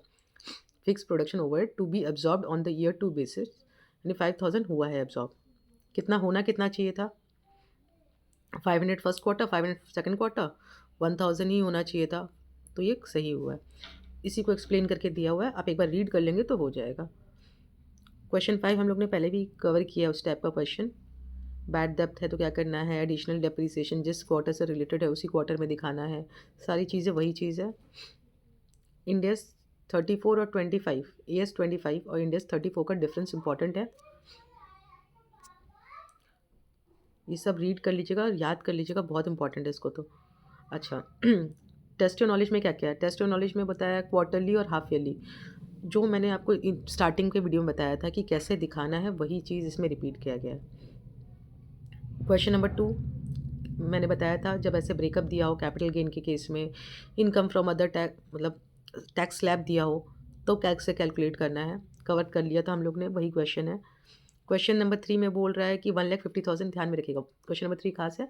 1,50,000 फर्स्ट क्वार्टर में प्रॉफिट, और बोल रहा है बाकी की 3 क्वार्टर में 50,000 50,000 50,000 लॉस, यानी 1,50,000 लॉस। नेट में देखोगे तो जीरो आ रहा है, यानी कोई टैक्स ही नहीं बन रहा। क्या दिखाए हम लोग? तो ऐसे केस में हम लोग को क्या दिखाना है, जिस क्वार्टर में जो टैक्स रेट बनता है वो आप दिखा दो, नेट में इफेक्ट जीरो ही आएगा। क्वेश्चन नंबर 4 में है कि अगर सेकेंड क्वार्टर में वैल्यू गिर गया था तो हम उस जो इन्वेंट्री का वैल्यू गिर गया उसको कब दिखाएं, जिस क्वार्टर में गिरा है उसमें दिखाओगे। 5 नंबर क्या है? 5 नंबर में बोला है कि एंटिटी इंटीरियम फाइनेंशियल रिपोर्ट बना रहा है, ठीक है। तो एंटिटी प्रॉफिट भी बता दिया 10,000 ईच क्वार्टर, 25% टैक्स है। अच्छा, दो टैक्स दिया, बोल रहा है कि 31 मार्च 2019 तक 25% टैक्स चल रहा था, ठीक है। तो जनवरी फरवरी मार्च जो भी उस पीरियड का रहेगा उसमें हम लोग उतना टैक्स लगाना है, और फिर उसके बाद 30% टैक्स था। क्वेश्चन नंबर 5 देखोगे आप। हाँ, तो 31 मार्च 2019 तक मैंने लगाया था 25%, उसके बाद जो क्वार्टर पड़ रहा है उसमें 30% लगाया। तो जिसको जो बिलोंग करता है उस हिसाब से लगाया, कोई हार्ड नहीं है। उसके बाद बचा एक क्वेश्चन 6 नंबर, ये बहुत इंपॉर्टेंट क्वेश्चन है 6 नंबर। इसमें देखिए 3 पॉइंट कवर किए गए, तीनों को समझते हैं। पहले बोला है कि अगर एम्प्लॉयर कंट्रीब्यूट कर रहा है गवर्नमेंट स्पॉन्सर इंश्योरेंस फंड में एनुअल बेसिस पे, ठीक है, और एनुअल बेसिस पे कंट्रीब्यूशन तो अलग अलग क्वार्टर में अलग अलग अमाउंट पे कर रहा है, तो उसको हम कैसे दिखाएं? तो इसमें बोला गया है अगर आप एनुअल में डेफर कर सकते हो चीज़ों को तो आपको इंटीरियम पीरियड में भी डेफर कर सकते हो, ठीक है। ये वाला चीज़ ध्यान में रखिएगा। मैंने आपको पहले भी स्टार्टिंग में एक लाइन बताया था, वो वाला जो बुक का लाइन है वो कोट करेंगे तो ज़्यादा बेटर रहेगा। तो यहाँ पर क्या करना है आपको, 6 नंबर में आप देखोगे, हाँ, तो पहला इफ़ एम्प्लॉयर कंट्रीब्यूट करता है government insurance fund are assessed on annual basis, the employer related expenses is recognized using an estimated average annual effective contribution rate निकालना पड़ेगा। Effective contribution annual effective contribution rate in the इंटीरियम period evenly divide कर लो और वो वाला book कर दो। अच्छा, overall expenses से भी रिलेटेड था, एक बोनस का पॉइंट भी है।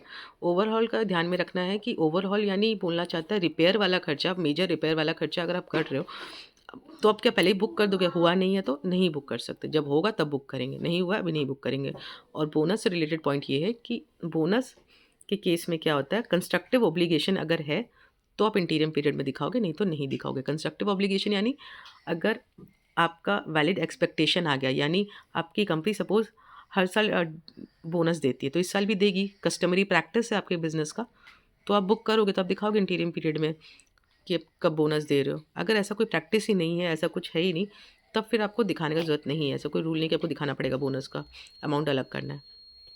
तो अगर वो आपका कंस्ट्रक्टिव ऑब्लिगेशन होगा तो बोनस का आप अमाउंट अलग करके दिखा सकते हो, यानी पहले इंटीरियम पीरियड में बुक कर सकते हो, यही बताया गया है।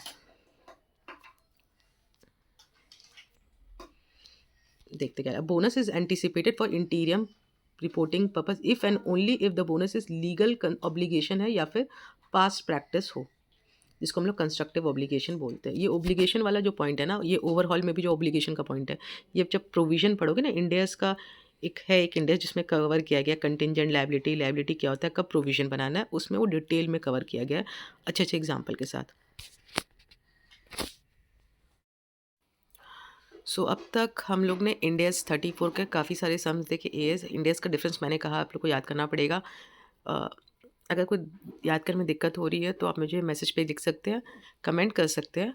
मैं कोशिश करूँगी उस पे एक वीडियो बना दूँ, जिसमें डिटेल क्लैरिटी के साथ उस पे वीडियो बन जाएगी। इसके अलावा काफ़ी सारे सम्स मैंने कोशिश की है कवर करने की, जैसे कैरी फॉरवर्ड लॉस होगा तो क्या करना है, टैक्स स्लैब होगा तो क्या करना है, कैपिटल गेन अलग से दिया होगा तो क्या करना है, गुडविल इम्पेयर वाला केस में क्या करना है, एडजस्टमेंट डेप्रिसिएशन वाला, या और भी जो वैल्यूएशन चेंज होता है इन्वेंट्री का, तो जिस पीरियड से रिलेटेड है उसमें दिखाना पड़ता है। इंश्योरेंस फंड, ओवरऑल एक्सपेंसेस और बोनस, ये जो इम्पोर्टेंट क्वेश्चन है ये ICAI की बुक में है, टेस्ट योर नॉलेज में, उसमें इम्पॉर्टेंट है। इसके अलावा फिक्स ओवरहेड का ट्रीटमेंट क्या होता है, ये बहुत इंपॉर्टेंट है। फॉर्मेट हम लोग ने कवर किया कि कैसे दिखाते हैं, पीएल में क्या-क्या आता है, पीरियड वाइज़ कैसे दिखाया जाता है, इंटीरियम report. So I hope end S 34 मेरी साइड से कंप्लीट है। अगर आपको कोई समझने में या कोई क्वेश्चन या कोई भी टॉपिक में प्रॉब्लम हुई हो इस वीडियो के दौरान, या ऐसे ही आपको जब आप थ्योरी पढ़ रहे हो उसमें कुछ समझ नहीं आ रहा हो, कोई कोई पॉइंट में आप अटक जा रहे हो, तो एक काम करिएगा, कमेंट में लिखिएगा कि वो कौन-सा पॉइंट है जिस पे आप चाहते हो एक वीडियो बने, ताकि क्लैरिटी हो आपको उसमें। मैं कोशिश करूँगी कि आप लोगों की हेल्प कर सकूँ। इनफैक्ट अगर कोई क्वेश्चन भी है आपका फाइनेंशियल रिपोर्टिंग से रिलेटेड, तो आप मुझे कमेंट कर सकते हैं, या फिर आप ईमेल आईडी मैं प्रोवाइड कर दूँगी, उसमें आप लिख सकते हैं, उसमें मुझे सेंड कर दीजिएगा। मैं कोशिश करूँगी कि उसके ऊपर या तो मैं वीडियो बना दूँ या अलग से मैं सॉल्यूशन देके आपको सेंड कर दूँ। सो आई होप ये मेरा थोड़ा-सा छोटा-सा एफर्ट है उन सब स्टूडेंट के लिए जो सीए फाइनल की तैयारी कर रहे हैं। ऑल द बेस्ट, और कोई भी प्रॉब्लम हो तो ज़रूर बताइएगा। Thank you. बाय-बाय।